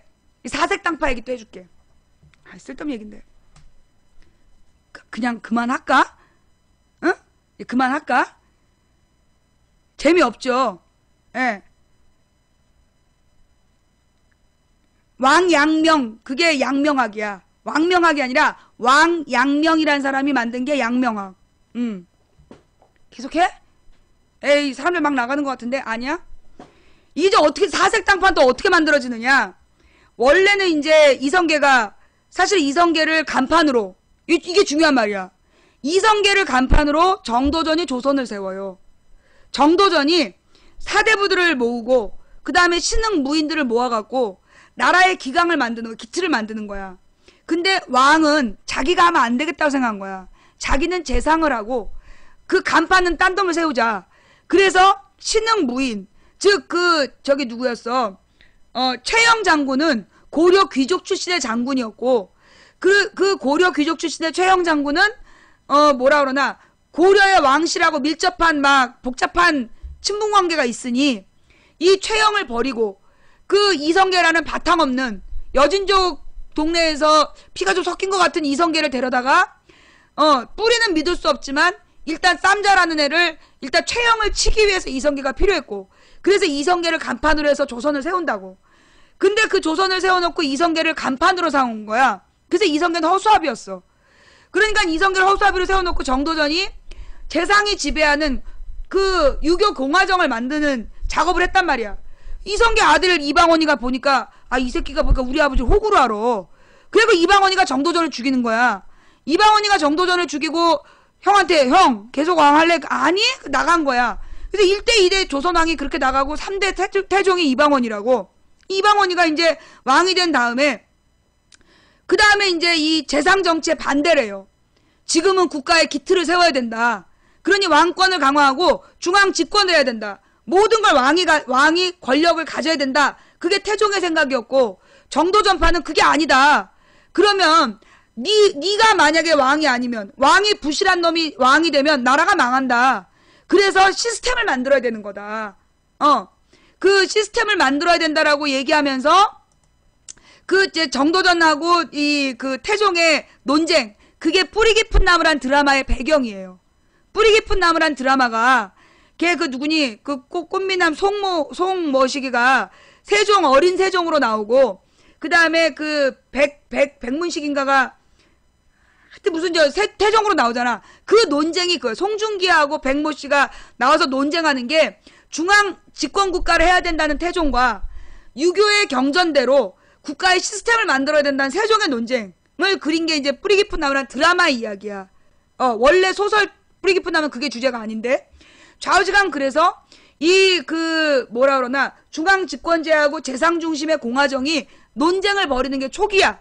그러다가 세종이 이제 죽고 문종에게 왕위를 물려준 거야. 왜? 자기가 봐도 세조가 똘똘해. 그러나 왕 하나의 카리스마로 지배돼서는 안 된다. 그래서 문종이 허약하지만 문종이라는 애한테 왕위를 물려주고 대신 집현전에서 키운 부하들한테 자기의 그 학자들한테 그 조선의 미래를 맡긴 거야. 시스템, 조선의 시스템, 1000년 제국을 만들어라. 10,000년 동안 번성할 조선의 시스템을 만들으라고 그러고 문종한테 왕위를 물려주고 죽은 거야. 근데 이 집현전의 학자들한테 세조가 집요하게 접근을 하는 거지. 왜 지난번에 숙주나물 얘기 나왔던 거. 신숙주 같은 애들. 얘네들 이런 애들을 꼬시는 거야. 그래서 그러니까 세종의 뜻에 따라 이 공화정으로 만들어야 된다라는 민심을 바탕으로 한 공화정으로 만들어야 된다는 사람들 싹 죽이거나 아니면 유배 보내고 그리고 실용주의. 그 세조가 내온 게 실용주의야. 그래서 실리주의, 실용주의를 가지고 이 집현전 학자들을 꼬셔서 나라가 살아남아야 되는 거 아니냐. 이대로 가다가 다 나라가 쪽박이 나면 조선의 시스템을 누가 만들 거냐. 일단은 지금은 초기니까 왕권을 강화하고 그래서 태종하고 세조가 똑같이 왕권 강화책을 써요. 그 다음에 이제 어느 정도 조선의 기틀이 확립이 되면 그때 가서 뭘 하자. 조선의 민본 시스템을 만들자. 왕도 정치 시스템을 만들자고 꼬셔가지고 세조가 집권을 해. 그래서 강한 조선을 만들겠다. 그래서 태종 때, 세조 때 반정을 일으킨단 말이야. 반란을. 그 반란을 일으킬 때 동조했던 애들이 누구야? 훈구파. 공훈을 세운 그 이방원과 그 세조의 똘마니들. 이방원. 그치. 이방원과 세조의 똘마니들. 그 세조의 이름이 뭐였더라? 하여튼 그래서 이제 태종과 세조의 똘마니들이 훈구파라 그래서 걔네가 100년을 지배해. 그들이 100년을 지배하는데 그러다가 이제 이 세조가 죽어요. 세조가 죽고 난 다음에 누가 왕이 되냐 하면 수양대군이고 이름은 모르지. 수양대군. 세조가 죽으면서 그 문단세 예종이라고 그 이제 원래 큰아들이 있었는데 큰아들이 일찍이 세자 때 죽어. 그래갖고 그 세자빈이 사가로 나가서 아들을 하나 키워. 그리고 이제 다른 아들 예종에게 왕위를 물려줬는데 예종도 또 일찍 죽어. 아버지가 도끼를 물어갖고 예종이 일찍 죽어. 그래가지고 그 손자, 그 세조의 손자가 왕이 돼서 돌아오는데 그게 성종이야. 세조의 손자가 그 성종인데 이 세종하고 성종은 같은 정치야. 그러니까 태종하고 세조가 같은 편. 그 다음에 세종하고 성종이 같은 편. 그래서 얘네들은 조선의 시스템을 만들어야 된다. 얘네들은 왕권을 강화해야 된다. 이렇게 분리가 됐단 말이야. 성종 때 소위 그 자기 할아버지 때 권력 잡고 모든 기득권을 가지고 있는 기득권을 제거하는 거예요. 어떻게 제거했냐면 성종이 소위 그 당 옛날에 이성계가 집권할 때 이방원이가 다 이제 유학자들을 죽이니까 유학자들이 산으로 들어갔어. 그 산으로 들어가갖고 시골에서 제자들을 키운 거야. 그들이 뭐야? 사림. 그 국가 중앙정부에 진출하지 않고 지방으로 흩어져서 후학을 양성한 사람들이 사림이고 성종이 일부러 사림을 키워서 할아버지 때 권력 잡은 기득권을 제거하는 거야. 그러면서 그 조선의 시스템을 만들어라. 그래서 이제 사림이란 사람들이 나와. 그래서 훈구파하고 사림의 전쟁이 한 100년 가요. 그 100년 동안 사림이 무수히 죽어. 그냥 훈구파가 확 죽이고 그랬고 사림이 화를 당했다. 그게 사화. 사림이 화를 당하는 일이 한 100년이 가. 그러면서 이제 나중에 훈구파가 완전히 다 사라지고 사림이 다 집권을 하게 되자 그때가 이제 성종 때 등장한 사림들이 완전히 조선에서 그 실권을 장악한 게 예성, 연, 중종 때야. 중종 때 완전히 사림이 정권을 다 잡고 인명선 할 때 인종 명종은 별로 크게 의미 없는 임금들이었어. 그러면서 이제 선조 때가 됐을 때 이제 사림들이 왕을 우습게 하는 거야. 여러분 선조가 왜 그렇게 욕먹는지 알아요? 선조가 욕을 그렇게 먹는 이유가 선조가 정치를 잘못한 것도 맞아. 그런데 이미 선조 때는 소위 사림이 완전히 모든 권력을 가지고 이제 왕을 능멸하는 지경까지 간 거야. 그래서 선조에 대한 욕이 그렇게 많은 거예요. 그때 이제 그 이게 사림 당파들이 서로 왕을 비난한 거야. 그래서 선조의 욕이 지금까지 나오고 있는 거지. 맨 처음엔 그래서 이제 동인하고 서인으로 갈라져. 그리고 이제 한양에서 한양 동쪽에 살고 있는 애가 동인, 서쪽에 살고 있는 어느 대감이 서인. 고 대감들을 중심으로 해서 그 왕의 내전에 와갖고 대전에 와서 계속 논쟁을 하는 거야. 동인 서인으로.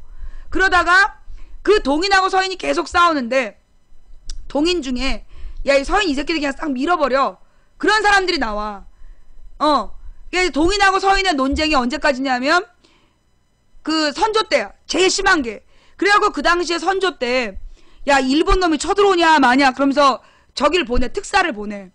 근데 이제 이 일본에 가서 보고 온 놈들이 동인 서인으로 갈라져. 동인 한 명 서인 한 명 골라서 보냈는데 이것들이 지네 당파의 입장에 따라서 무조건 대빵의 말을 따라야 되기 때문에 안 쳐들어온다라고 그래. 일본이 쳐들어올 수 없다. 왜가 쳐들어오지 않을 거라고 거짓 보고를 해. 거짓 보고를. 그래서 조선 왕실이 전쟁 대비를 못하게 되는 거야. 결국 동인 서인의 논쟁 때문에 그렇게 되는 거지. 이미 그 정도가 되면 이 동인 서인이 임금을 호구로 알았단 얘기야. 그러다 외란이 터지고 그리고 이제 광해군이 왕이 되잖아. 그러면서 이제 그 전쟁에 대한 책임을 물으면서 소위 이제 이 서인에 대한 책임론을 묻는데 동인들이 둘로 갈라지는 거야. 서인 싹 죽여. 그게 북인. 야 싹 죽이면 되냐.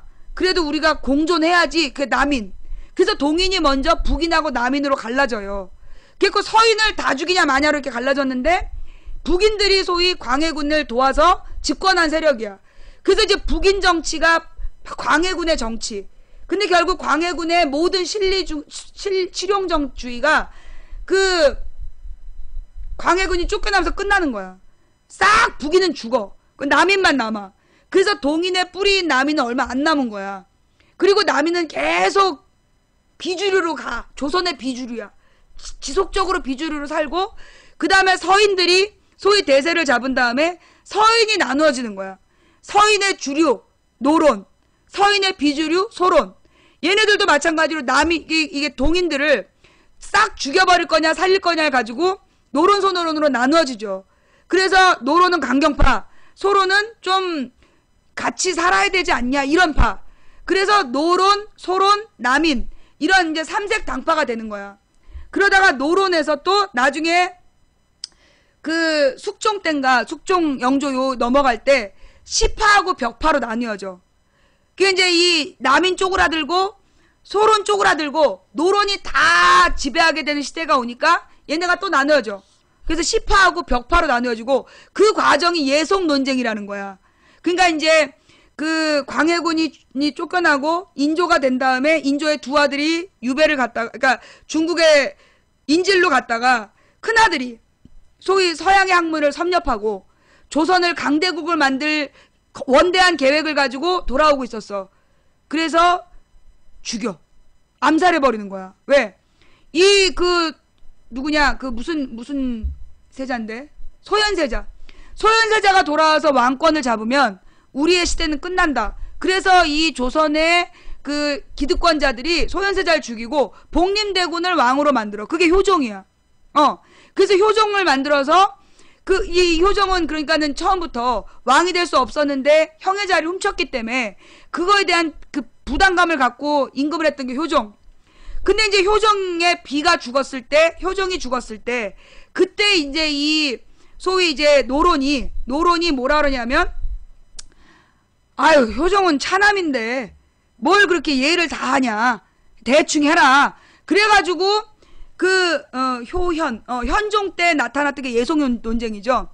그래서 이제 효종이 둘째 아들이었으니까 임금으로서 예를 할 필요가 없다. 그런 논쟁이 예속 논쟁이야. 그래서 효종이 죽고 효종비가 죽었을 때 뭐 극진한 예를 다할 필요가 없다. 이런 주장을 했던 애들이 노론인데 그쵸. 그게 노론이죠. 근데 그 과정에서 처음에는 그 효종이 둘째니까 대우해주지 마라가 이겼어. 근데 나중에는 아니다. 그래도 왕에게 예를 다해야 된다. 이러면서 나중에 또 싹 쫓겨나요. 그 예속 논쟁에 나왔다 들어갔다 했던 게 송시열이야. 그게 효현 숙경영 할 때 숙종 때인가 보다. 됐고 왜 여러분 우리 숙종 때 인현왕후하고 장희빈이 나왔다 들어갔다 하잖아. 한 번은 인현왕후가 쫓겨나고, 먼저 장희빈이 쫓겨나고, 장희빈이 돌아와서 인현왕후가 쫓겨나고, 인현왕후가 돌아와서 장희빈이 쫓겨나잖아. 그게 뭐냐 하면 그 서인을 대표했던 인현왕후와 그 다음에 남인을 대표했던 장희빈의 권력투쟁이야. 그게 뭐 왕이 뭐 숙종이 치마폭에 놀아난 게 아니야. 그 당시에 후궁은 당대표야. 조선에서 후궁은요 당대표였던 거야. 인현왕후는 그 서인 정당의 대표였고 그 장희빈은 남인 정당의 대표였던 거야. 그래가지고 인현왕후랑 그 장희빈이 나왔다 들어갔다 그러다가 나중에 장희빈이 죽었다는 얘기는 남인의 소멸이야. 남인이 완전히 죽는 거야. 그러면서 인현왕후가 마지막에 숙종품에 죽었다는 얘기는 그래서 이 인현왕후 서인이 완전히 지배하게 됐다는 거고 그 서인이 나중에 숙종 사후에 노론 소론으로 나뉘고 그 노론이 나중에 완전히 일당 독재하다가 시파 벽파로 나뉘고 그래갖고 노론의 벽파가 그러니까 서인이 분열된 노론 그러니까 서인이 그러니까 동인 서인으로 나뉘어서 서인이 노론과 소론 동인이 북과 남 그랬다가 노론이 다시 벽파하고 시파 그래서 최종적으로 그 영조 때 모든 권력을 쥔 게 벽파야. 노론 벽파가 영조 때 완전히 권력을 장악하고 사도세자를 죽이는 거야. 왜? 영조의 개혁 정치가 다 사도세자가 한 거야. 그래서 근데 이 사도세자가 젊었어. 그래서 나이든 영조는 굉장히 머리가 좋았거든. 왜냐하면 영조가 원래 왕이 될 수 없었는데 노론 애들이 영조를 밀어준 거야. 원래 숙종이의 첫째 아들 장희빈의 아들 경종이 왕이 됐는데 그 경종이 부실하다 이래가지고 이제 경종이 죽은 다음에 영조를 왕세제, 왕으로 만들어주는 게 노론이거든. 그러니까 영조는 노론에게 빚을 진 거야. 그러니까 노론이 왜 영조를 왕을 만들었냐? 야, 너 무수리 아들이잖아. 넌 시키는 대로 가만히 있어. 너는 간판이야. 그러니까 너 가만히 있고 우리가 시키는 대로 해. 그런 거야. 그러니까 이제 영조는 실제로 영조가 집권할 때는 무슨 개혁정치 이런 걸 못했어.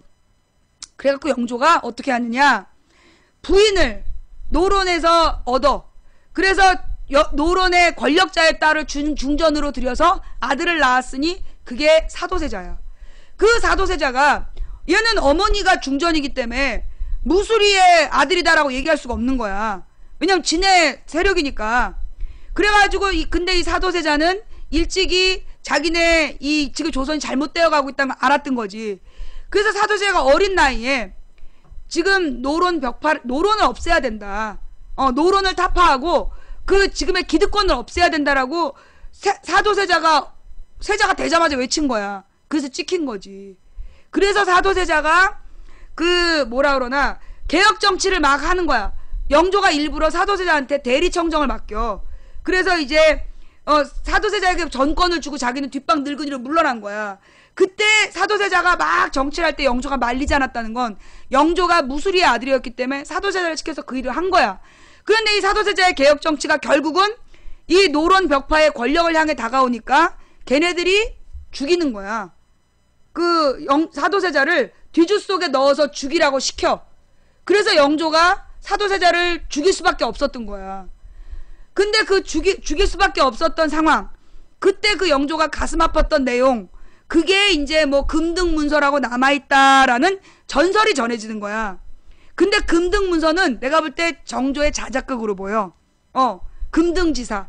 소위 이제 영조가 사도세자를 죽일 때 가슴 아파하면서 남긴 시가 있다. 내가 그 시를 찾기만 하면 너네 다 죽었어 이러면서 내가 볼 때 자작극한 것 같아. 그걸로 소위 노론 벽파를 협박했던 거지. 이게 이제 정조가. 그래서 이제 그러면서 그 정조 때 이미 노론 벽파가 권력을 다 독점하고 있었고, 그 뭐 남인도 별거 없었고 소론도 별거 없었고 시파 소론 남인 얘네들 다 이제 찌질찌질 군소 야당이었던 거야. 주도권은 그 노론 서인 노론 시파 서인 노론 벽파 얘네들이 모든 권력을 갖고 나중에 일당 독재를 해버려. 그래서 망하는 거야 나라가. 노론 벽파 중에서 나중에 소위 그 세도 정치하는 애들이 나오는 거야. 그래서 이 세도 정치를 하는 애들이 그 정조가 죽은 다음에 60년 동안 조선을 쑥대밭을 만드는 거야. 자, 여기서 우리가 알 수 있는 결론은 뭐냐 하면 결국 한 당이 모든 권력을 다 갖게 되면 망한다. 일당가는 그 일본 놈들이 계속 주장한 게 뭐냐 하면 조선이 그러니까 당파 싸움으로 망했다 그랬잖아. 조선이 망한 건 당파 싸움으로 망한 게 아니야. 일당 독재 체제가 됐기 때문에 망한 거예요. 노론 벽파가 모든 권력을 다 가지고 나머지를 다 죽여버렸기 때문에 그들을 견제할 세력이 없었어.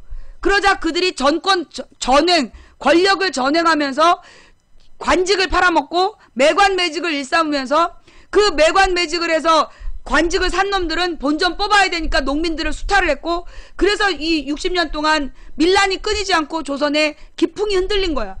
그때 흥선대원군이 나와서 다시 조선을 세우려고 하였으나 이미 시대의 흐름을 읽지 못했고, 그 다음에 이 흥선대원군을 지지했던 유림이 계속 살아서 조선의 맥을 지켜야 된다. 그게 보수의 뿌리가 된 거고, 그 다음에 이 고종과 명성황후가 흥선대원군에 맞서서 진보 세력이었지만 결국 국가를 지켜내지 못했고, 그리고 나서 이 고종이 아쉽게 죽어가면서 이 나라가 쑥대밭이 되는 거 아니야. 결국 국권을 뺏기는 거 아니야, 고종이. 그게 1910년. 그게 이제 조선의 역사였다라면 사색당파는 그렇게 만들어진 거였고 일당이 독재해서 조선이 망했던 거다. 그걸 우리가 알아야 돼. 지금 한비자라는 사람이 뭘로 유명하냐면 망징. 찾아봐. 한비자의 망징. 한비자가 여러 나라의 역사를 공부해보니까 나라가 망할 때 공통적으로 나타난 현상이 있더라. 그래갖고 얘가 나라가 망하는 징조를 싹 모아놓은 게 40몇 가지가 있어. 그게 한비자의 망징이야. 그게 되게 이제 이명박 때 유행을 했지, 우리나라에. 그리고 일단 이제 근데 권력자들이, 소수의 권력자가 모든 재물과 국가의 권력과 경제를 장악하고, 법을 무시하고 지 멋대로 나라를 휘저으면 나라가 망한다. 지금이죠, 지금. 지금이 딱 한비자가 망한 망징이야, 망징. 어떤 할아버지가 지나가면서 박근혜가 대통령이 되면 선덕여왕처럼 정치할 줄 알았는데 진성여왕이라고. 이 신라에 선덕여왕하고 진성여왕이 있었는데, 선덕여왕은 진흥왕이라는 이 통일신라의 그 나름대로 굉장히 큰 왕이었어. 이 사람이 통일신라의 바탕을 만들어 놓고, 그러니까 부강한 신라를 만들어 놓고 죽어, 진흥왕이. 그 바탕 안에서 선덕여왕이 선정을 베풀었던 거야. 근데 이제 그 뒤에 신라 하대로 가서 이 나라가 이제 쑥대밭이 될 때, 그때 아주 문란한 여자 진성여왕이 나타나갖고 아무하고나 붕가붕가 하면서 그냥 이 신라를 완전히 쑥대밭을 만들어. 그래서 신라가 망하는 거야. 진성여왕 이후에 망하는 거야. 어떤 할아버지가 이제 그랬다, 내 얘기가 아니라 어떤 할아버지가 지나가면서 그랬다는 얘기지. 뭐 그 할아버지가 뭐 진성여왕이 더 잘 알아. 근데 좌우지간 그게 그 7시간 얘기 나올 때 한 얘기야. 박근혜가 7시간 동안 뭐 했냐 이러면서 조선일보가 뭐 누구를 청와대로 불러들여서 만났다 어쨌다 이렇게 막 소설 쓸 때, 그때 어떤 할아버지가 하늘을 보면서 선동여왕인 줄 알았는데 진성여왕이로구나. 그때 그랬다는 얘기지. 뭐 좌우지간 뭐 그랬다 뭐 이런 이야기. 예. 오늘은 어쩌다가 쓸데없는 이 역사 이야기가 나왔는지 모르겠는데요. 예. 우리는 여러분 왕이 되면요. 왕세자가 되면 제일 먼저 뭘 가르치는지 아세요? 예. 왕세자가 되면 제일 먼저 뭘 가르치는지 아세요? 역사를 가르쳐요. 예. 왕세자가 되면 제일 먼저 가르쳤던 항목이 역사야. 왜? 역사는 철학의 바탕이 돼. 인간의 수천 년 동안 축적된 경험을 정리해 놓은 게 역사예요. 그래서 그 역사는 과거에 벌어진 일을 제대로 분석을 해서, 그러니까 과거를 제대로 이해해서 현대, 지금 우리가 살고 있는 현재를 제대로 분석하는 거야. 아, 뭐가 이런 문제의 기원은 뭐였구나. 이 문제의 기원은 뭐였구나를 파악하는 거야. 그래서 미래의 대안을 만드는 학문, 그게 역사예요. 역사가 과거에 누가 몇 년 몇 월 며칠에 계단 몇 개를 올라갔다, 그게 역사가 아니야. 역사라는 건 오늘을 분석하기 위해서 과거를 훑어보는 거야. 과거에서 오늘의 원인을 찾는 거, 그게 역사야. 그러면 과거를 통해서 찾은 원인을 가지고 해결 대안을 찾는 게 역사예요. 역사는 그래서 과거와 현재와 미래를 아우르는 학문이야. 온 국민이 역사를 똑바로 알아야 돼요. 이러고 나면 많은 사람들도 텔레그램으로 망치부인님, 역사를 똑바로 배우기 위해서 어떤 책을 봐야 되나요? 권해드릴 책이 없어요, 저는. 예. 이 망치부인의 역사관은 망치부인의 역사관이야. 망치부인의 사관이야. 많은 이제 역사책에 각각 다양한 입장의 역사적인 책과 얘기들이 있는 걸 내가 그 중에서 취사 선택을 한 거야. 취사 선택을 해서 내가 이해하는 우리의 역사야. 중국과 우리의 역사. 그래서 망치부인의 생각을 그대로 쓴 책이 있나요? 없어요. 예. 그러니까 나한테 책 물어보지 마. 그럼 우리는 어떻게 해야 되나요? 많은 책을 보되 여러 가지 책들을 보면서 그 책을요, 여러분 100% 믿지 마세요. 어떤 책에 이런 말, 그 책에 나온 말 100% 다 맞다, 난 그렇게 생각 안 해. 모든 책에 100% 맞는 책은 난 없다고 봐요. 내가 이제까지 깨달은 바에 의하면 책 한 권을 읽고 한 줄만 건져도 성공한 거야.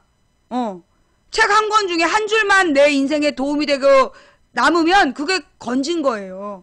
그런 것처럼 역사책도 다양한 입장이 있어. 그 다양한 역사책을 무조건 절대적으로 믿으면 안 돼. 이런 얘기가 있어. 역사는 승자의 기록이다. 그게 무슨 얘기냐면 권력을 쥔 자들이 역사를 왜곡하는 거야. 그래서 자기에게 명분을 만들려는 거거든. 그래서 역사책을 한 사람이 쓴 것만 믿고 그게 옳다라고 얘기하면 안 돼. 이 역사라는 걸 옛날에 그 E.H. 카라는 사람은 그렇게 얘기했어요.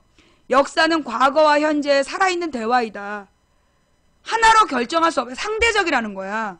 역사를 파악하는, 판단하는 건 현재적 시점에서 과거를 판단하는 거기 때문에 과거의 기록에 대해서 절대적으로 믿으면 안 된다는 거죠. 그 시대에 가령 선조는 정말 나쁜 놈이었냐? 나는 선조에 대한 욕은 그 당시에 그만큼 많은 관료들이 선조를 우습게 알았다는 증거다라고 나는 봐. 이제 그런 식이에요. 그래서 여러분들이 그 망치 부인의 말도 또한 마찬가지야. 여러분들 내가 뭐라 해? 내 말을 100% 믿지 마라. 나도 나를 100%안 믿어. 내가 오늘 얘기한 것 중에 헛소리가 많을 수 있다고 생각해요. 늙어가지고 기억력이 왔다 갔다 하기 때문에 이 왔다 갔다 하기 때문에 내가 정확하게 기억을 못해. 그러나 내 말 중에 맞는 말도 있을 거야. 그럼 여러분 어떻게 되냐? 검색을 해서 망치 부인이 무슨 말은 맞게 했고 무슨 말은 틀리게 했다. 이거를 정확히 찾아내야 돼요. 그래서 맞는 얘기만 믿고 잘못된 얘기는 수정을 해서 여러분이 보강을 하셔야 돼. 그래서 자기의 지식을 만들어야 되는 거예요. 나는 100% 옳은 사람이 아니야. 세상의 모든 걸 100% 아는 사람도 아니고, 다만 나는 그 한 가지를 알면 한 가지를 정확히 전달하는 사람이야. 세상의 많은 지식인들은 나보다 10,000배, 1000배의 지식을 갖고 있는데 전달 능력이 한 개밖에 안 되는 거야. 근데 아는 게 많으니까 하나를 전달할 때 이 말하고 저 말하고 그래서 전달이 안 되는 거야. 나는 아는 게 한 개밖에 없기 때문에 정확히 하나를 전달하는 거야. 그 차이예요. 나는 지식이 깊은 사람은 아니야. 얄팍한 상식을 갖고 있을 뿐이지 지식이 깊은 사람이 아니다 보니 내 말에는 틀리는 이야기가 있을 수 있어요. 근데 나도 그게 뭐가 틀렸는지 모르겠어. 그러니까 여러분들이 어떻게 해야 된다? 스스로 찾아서 뭐가 옳고 뭐가 그른지를 여러분이 판단하셔야 돼요. 마찬가지로 어떤 사람을 판단할 때 정치인을 판단하거나 아니면 그 여러분이 세상에서 만나는 사람을 판단할 때 100% 믿지 마세요. 사람을 100% 믿으면 안 돼. 왜? 인간은 완전한 존재가 아니야. 그래서 100% 믿잖아요. 반드시 실망하게 되어 있어요. 그러니까 어떤 사람을 나는 50%만 믿어야 된다고 생각해. 50%의 여지를 두는 거야. 아, 저 사람도 실수할 수 있다. 그게 우리가 인간 세상을 살아가는 데 있어서 상처받지 않는 길이야. 누굴 100% 믿으면 가령 문재인을 100% 믿었어. 안철수한테 혁신위원장 이런 씨벌 이렇게 되는 거거든. 문재인도 사람이니까 실수하지. 그러니까 문재인이 잘못했을 때는 엄격하게 야단치는 거야.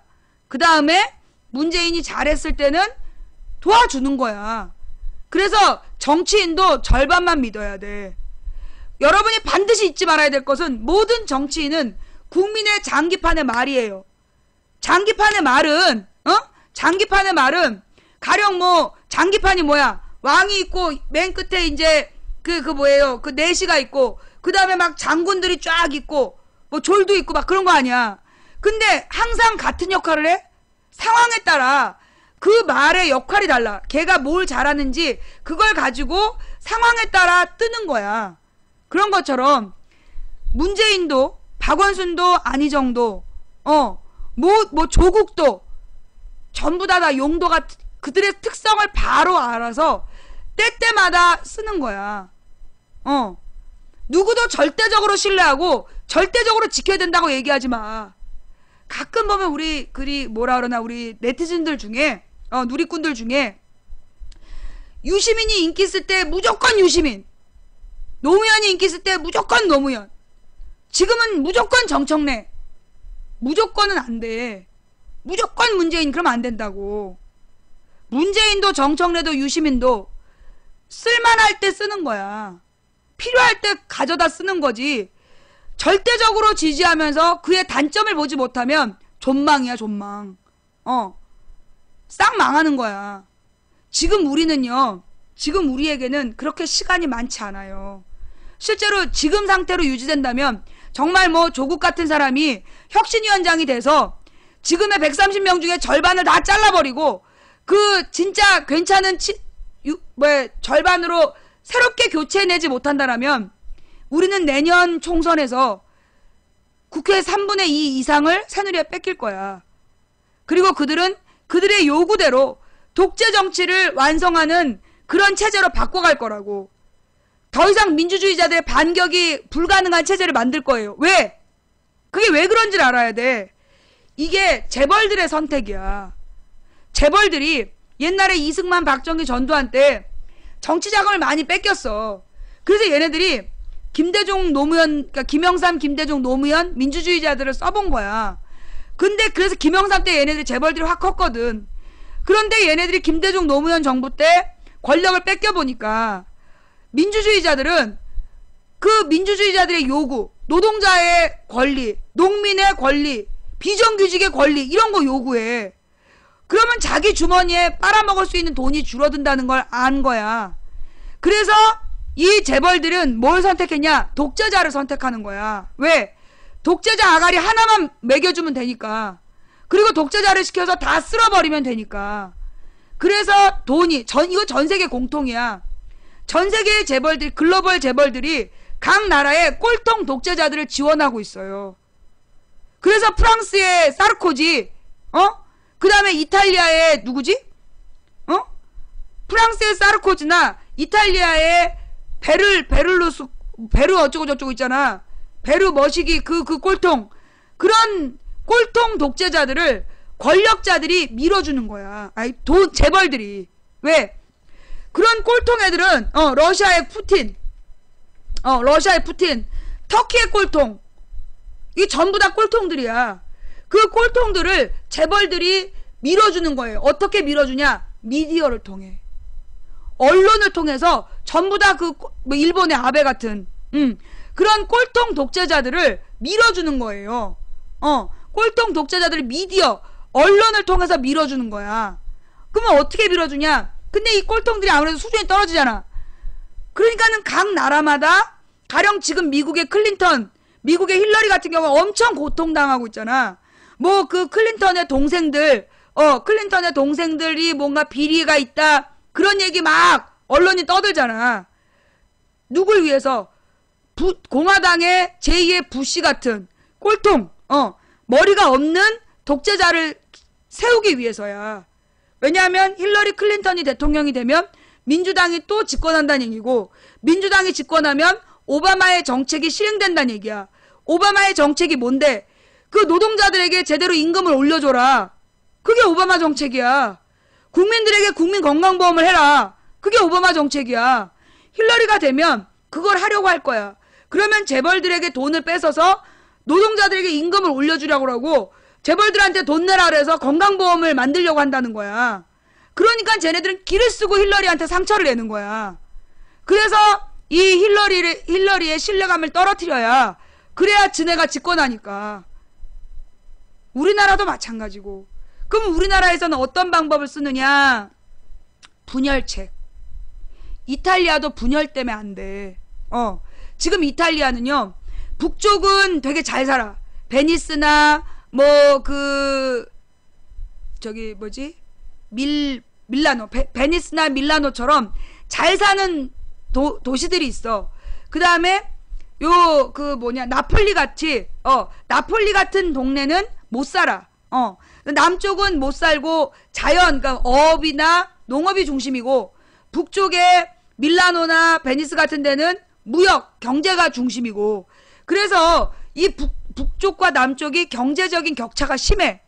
그래갖고 도리어 지금 이탈리아는, 야, 차라리 나라 분리시키자, 이런 얘기를 해. 나라를 분리시키라고 이렇게 주장하는 거야. 그게 이탈리아의 상황이에요. 이탈리아에서 베르 머시기가 계속 집권할 수 있었던 이유가 뭐냐 하면, 야권 세력들이 전부 다 분열되어 있었기 때문이야. 그래서 베르 거시기가 계속 집권하는 거야. 쫓겨났다 또 오고 그럴 수 있는 이유가 야권 세력이 분열돼서. 근데 그 이탈리아 국민성하고 우리가 좀 비슷해요. 우리가 막 열성적이잖아. 열정적이야. 그리고 어떤 지역적인 편차가 심해. 그리고 이런 지역적인 편차, 이게 뭐냐면 차별이에요. 결국 우리나라가 왜 영남과 호남으로 나뉘어지냐? 영남과 호남에 분명한 차별이 있었어. 그 차별은 뭐를 파괴하는 거냐? 평등을 파괴하는 거야. 이 평등을 파괴하는 게 공동체를 파괴하는 거예요. 여러분 그거 아세요? 공자와 맹자가 이야기한 이상사회가 공산주의였던 거. 모든 사람이 재물을 똑같이 나눠 가져야 된다. 공자하고 맹자가 그런 얘기를 했어. 왜? 물질을 차이나게 갖는 거, 물질을 차이나게 가지면 결국 탐욕이 뚫고 들어와서 공동체를 파괴하기 때문에. 그래서 물질을 골고루 똑같이 나눠 갖자는 얘기를 공자하고 맹자가 했다니까. 차별이 평등을 파괴하는 적이기 때문이야.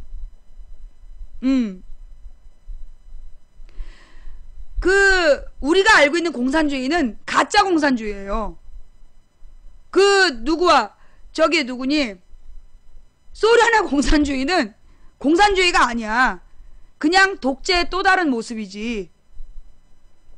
공자나 맹자, 그 다음에 영국의 토마스 모 이런 사람들이 이야기하고 옛날에 바울이 이야기했던 성경의 사도행전에 나오고 그러니까 그 전에 노자 공자, 그 다음에 성경의 사도행전, 그리고 토마스 모의 유토피아 이런 데에 나오는 물질을 같이 필요에 따라 나눠 갖는 공동체, 그거를 이 소비에트 공산당이 완전히 왜곡해서 이 소비에트하고 누구니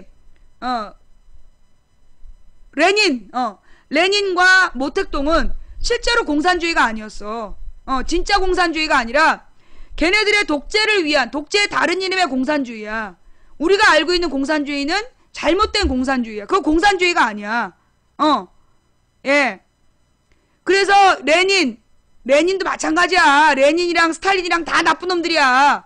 그런 놈 새끼들이 이 철학을 왜곡시킨 거지. 마르크스의 철학을 레닌과 스탈린이 왜곡시킨 거야. 좌우지간. 그래서 지금 우리에게 필요한 건 뭐냐면 철학의 정립이에요. 현재 지금 그러니까 철학이 뭘까? 철학이 무슨 단어인지 알아요? 철학의 뜻. 철학이라는 게 무슨 뜻이냐면 인간이 왜 사는가? 인간이 어떻게 살아야 되는가에 대한 답이 철학이에요. 인간이 살아가는 목적이 뭐냐? 인간이 어떻게 살아야 되냐? 목적과 방법을 고민하는 게 철학이야. 지금 우리는 사실 일제 이후에 철학을 상실했어. 아니 1801년 이후에 1801년 정조가 죽은 다음에 우리는 철학을 상실해버린 거야. 그래서 우리의 공동체가 지금 깨져 있는 거예요. 그래서 옛날에 김근태 의원이 돌아가시기 전에 그런 얘기를 하셨어요.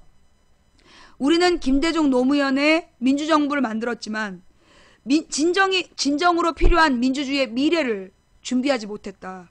그래서 우리가 패배하는 거다. 라는 말씀을 하셨어. 그게 2007년경에 내가 그 얘기를 들었다고. 김근태 의원이 총선도 대선도 망할 거다. 그걸 아신 거야. 그 총선도 대선도 망하는 이유가 뭐냐 하면 김대중 노무현 정부에서 마땅히 해야 될 철학적 민주정책이 없었다는 거야. 철학을 바탕으로 한 민주주의의 정책이 없었기 때문에 그래서 땜빵식으로 하다 보니까 우리가 정권 재창출을 못하는 거다 라고 얘기를 하셨어. 그래서 김근태 의원이 주장했던 건 뭐냐 하면 미래를 준비하는 우리가 원하는 한국에 필요한 지금 우리의 상황, 내가 볼 때 한국만 상황은 아니야. 올바른 민주주의의 철학을 확립하고 어떤 방향을 가져갈 것인가, 국가의 방향을 국민들이 공유해야 된다. 그래서 목표와 방향을 분명히 세워놓고 그리 나아가야 된다. 그걸 고민하셨어요. 그걸 고민하시다 돌아가신 거야. 물론 나도 답을 모르겠어요, 아직은. 우리 국민들 여러분과 같이 찾아야 되겠죠. 우리가 해결해야 될 과제가 뭔지, 그 막연하지만 경제민주화, 그건 우리가 해야 될 한 부분이야. 이 복지국가, 경제민주화, 이런 것들이 우리가 해야 되는 방향이야. 그러니까 이 국토에 전쟁이 없는 평화, 그 다음에 정말 이 단지 인간이란 이유만으로 인간의 존엄성을 유지할 수 있는 복지, 그리고 이 경제민주화, 정말 일하는 사람이 일하는 대가를 제대로 받는 사회, 그걸 만드는 방향, 구체적으로 그걸 어떻게 만들 것인가, 이게 우리가 같이 고민해야 될 부분. 나는 오늘 앞부분에서 문재인을 혹독하게 비판했어요. 나는 문재인 지지자 아니에요. 예. 나는 문재인을 이용하겠다는 사람이야. 나는 문재인 지지자가 아니라 문재인 이용자야. 문재인의 용도가 쓸만하면 쓰는 거고 쓸모 없으면 버릴 거야. 누구나 마찬가지야. 어떤 정치인이든 쓸모 없게 굴면 버려야 돼. 그리고 빨리 국민이 올바른 사람을 제때 꼽아 넣어야 그래야 이 장기를 이기는 거야. 우리가 상대하는 사람은 재벌 권력이에요.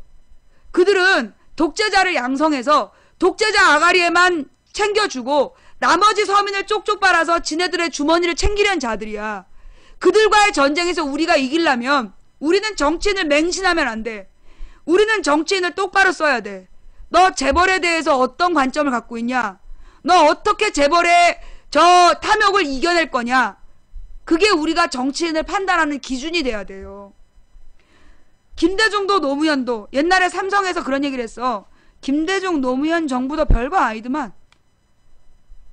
걔네들 딱 그 김대중 정부의 실세, 노무현 정부의 실세를 재벌들이 길들이는데 6개월도 안 걸렸다. 용돈 집어주면서 길들이는데 6개월도 안 걸렸다. 그게 김용철이라는 사람의 책에 나와. 김용철 변호사. 실제로 그들을 길들였던 김용철 변호사의 책에 나와. 아유, 또 여기서 피아제.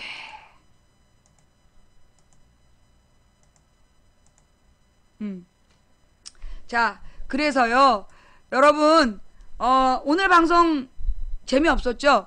그 망치 부인이 별로 저기 아는 것도 없으면서 괜히 어려운 얘기하고, 그래서 이게 망치 부인의 방송이 오늘 여러분들 뭐 재미없었다라면 대단히 죄송합니다. 오늘 내가 얘기한 것 중에 뭐 얼마나 맞는지 잘 모르겠어. 예. 얼마나 저기 맞는지는 잘 모르겠고, 그 핵노잼인데 왜 중계방에서 쫓겨나서 본방까지 왔어? 너 나 좋아해? 옛날에 초등학교 때 남자애들이 내가 고무줄 하면 와가지고 이렇게 고무줄 끊고 가. 그럼 다른 여자애들이 너 왜 그래? 그랬지. 나는 운동장 끝까지 쫓아갔어. 코피 날 때까지 두들겨팼다고. 그 뒤로는 다시는 나의 고무줄을 끊지 않았어. 내가 뭐 너 왜 그래? 그 수준에서 멈출 줄 알아? 삼족을 불력시켜볼까 보다.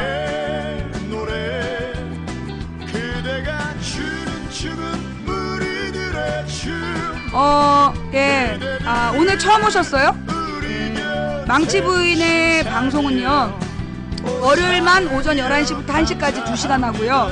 화수, 목금, 그때는 낮 2시부터 5시까지인데, 오늘은 1시부터 시작했어요. 안철수 사태 때문에. 예. 오늘 처음 오셨는데 이 방송 마음에 든다는 분 있어요? 오늘 처음 오셨는데 방송 볼만했다 그런 분 손? 예.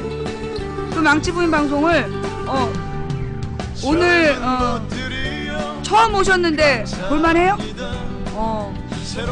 팬이 손 들고 있어.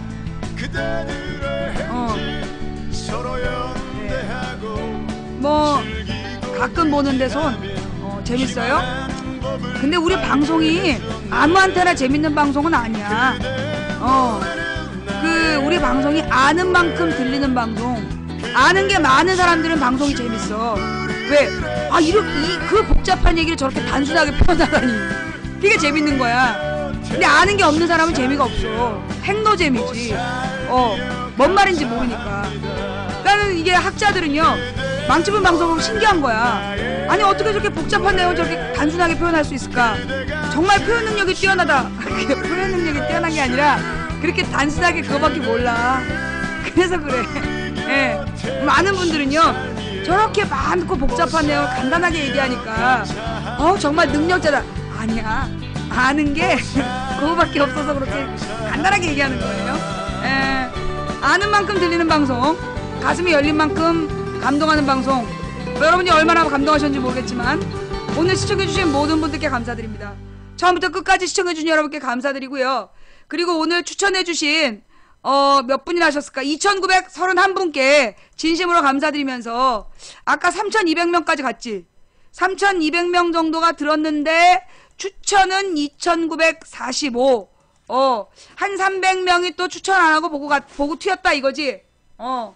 그 오늘 밤에 새 반스 갈아입고 녹색 설사를 해봐야 정신 차리지. 그래? 놓고 가. 그 다음에 이제 이 사랑하는 사람이랑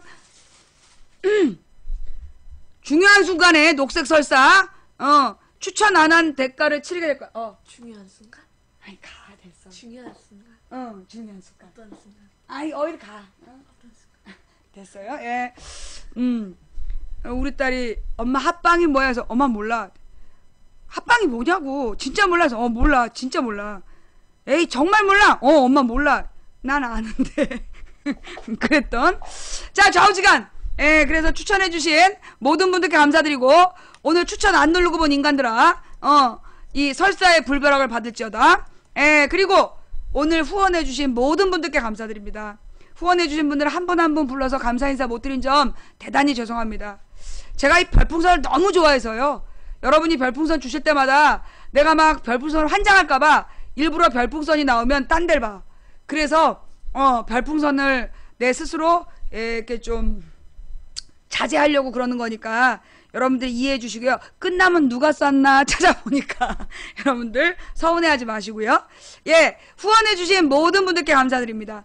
그리고 각방에서 고생하신 매니저 여러분 수고하셨습니다. 대단히 감사합니다. 예, 그리고 또 이 방송을 녹화 떠서 유튜브와 팟캐스트에 뿌려주시는 우리 풍행국님, 그 다음에 여비곤님, 그리고 참세상 세월호님 진심으로 감사드립니다. 예, 그 철학이 정립되어 있는 상식이 통하는 합리적인 민주사회, 거기서 행복하게 사는 서민이 되고 싶은 게 망치부인의 꿈이에요. 방송해갖고 대통령이 되거나 국회의원이 되는 거는 망치부인의 꿈이 아니고 후원 감사드립니다. 상식이 통하는 합리적인 민주사회에 행복한 서민이 되는 거, 모두가 행복한 사회가 되는 거, 그래야 나도 행복하니까. 굉장히 꾸기 어려운 꿈인데요. 예, 그 평생 이 꿈을 이루지 못할 수도 있습니다. 하지만 그 꿈을 계속 이어가려고 생각 중이에요. 예, 그러다 보면 그 목표를 향해 가다 보면 지금보다는 조금 나아지지 않을까? 그런 생각을 합니다. 세상에는 원래 길이 없었다. 근데 많은 사람들이 다니면서 길이 되었다라고 루신이 이야기했대죠. 한 사람이 꾸는 꿈은 꿈일 뿐이지만 백인이 꾸고 만인이 꾸면 현실이 된다라는 말도 있고요. 된다고 믿든 안 된다고 믿든 당신의 믿음대로 될 것이다 라는 말도 있고요. 그러나 누군가 간절히 소망하면 온 우주가 그의 소망을 위해 움직이기 시작한다 라는 말도 있고요. 지금 망치부인이 가는 길은 갈만한 길이라서 가는 것이 아니라, 아니 우리가 가는 길은 갈만한 길이라서 가는 것이 아니라 가야 할 길이라서 간다. 다음 방송은 내일 낮 2시에 할게요. 예,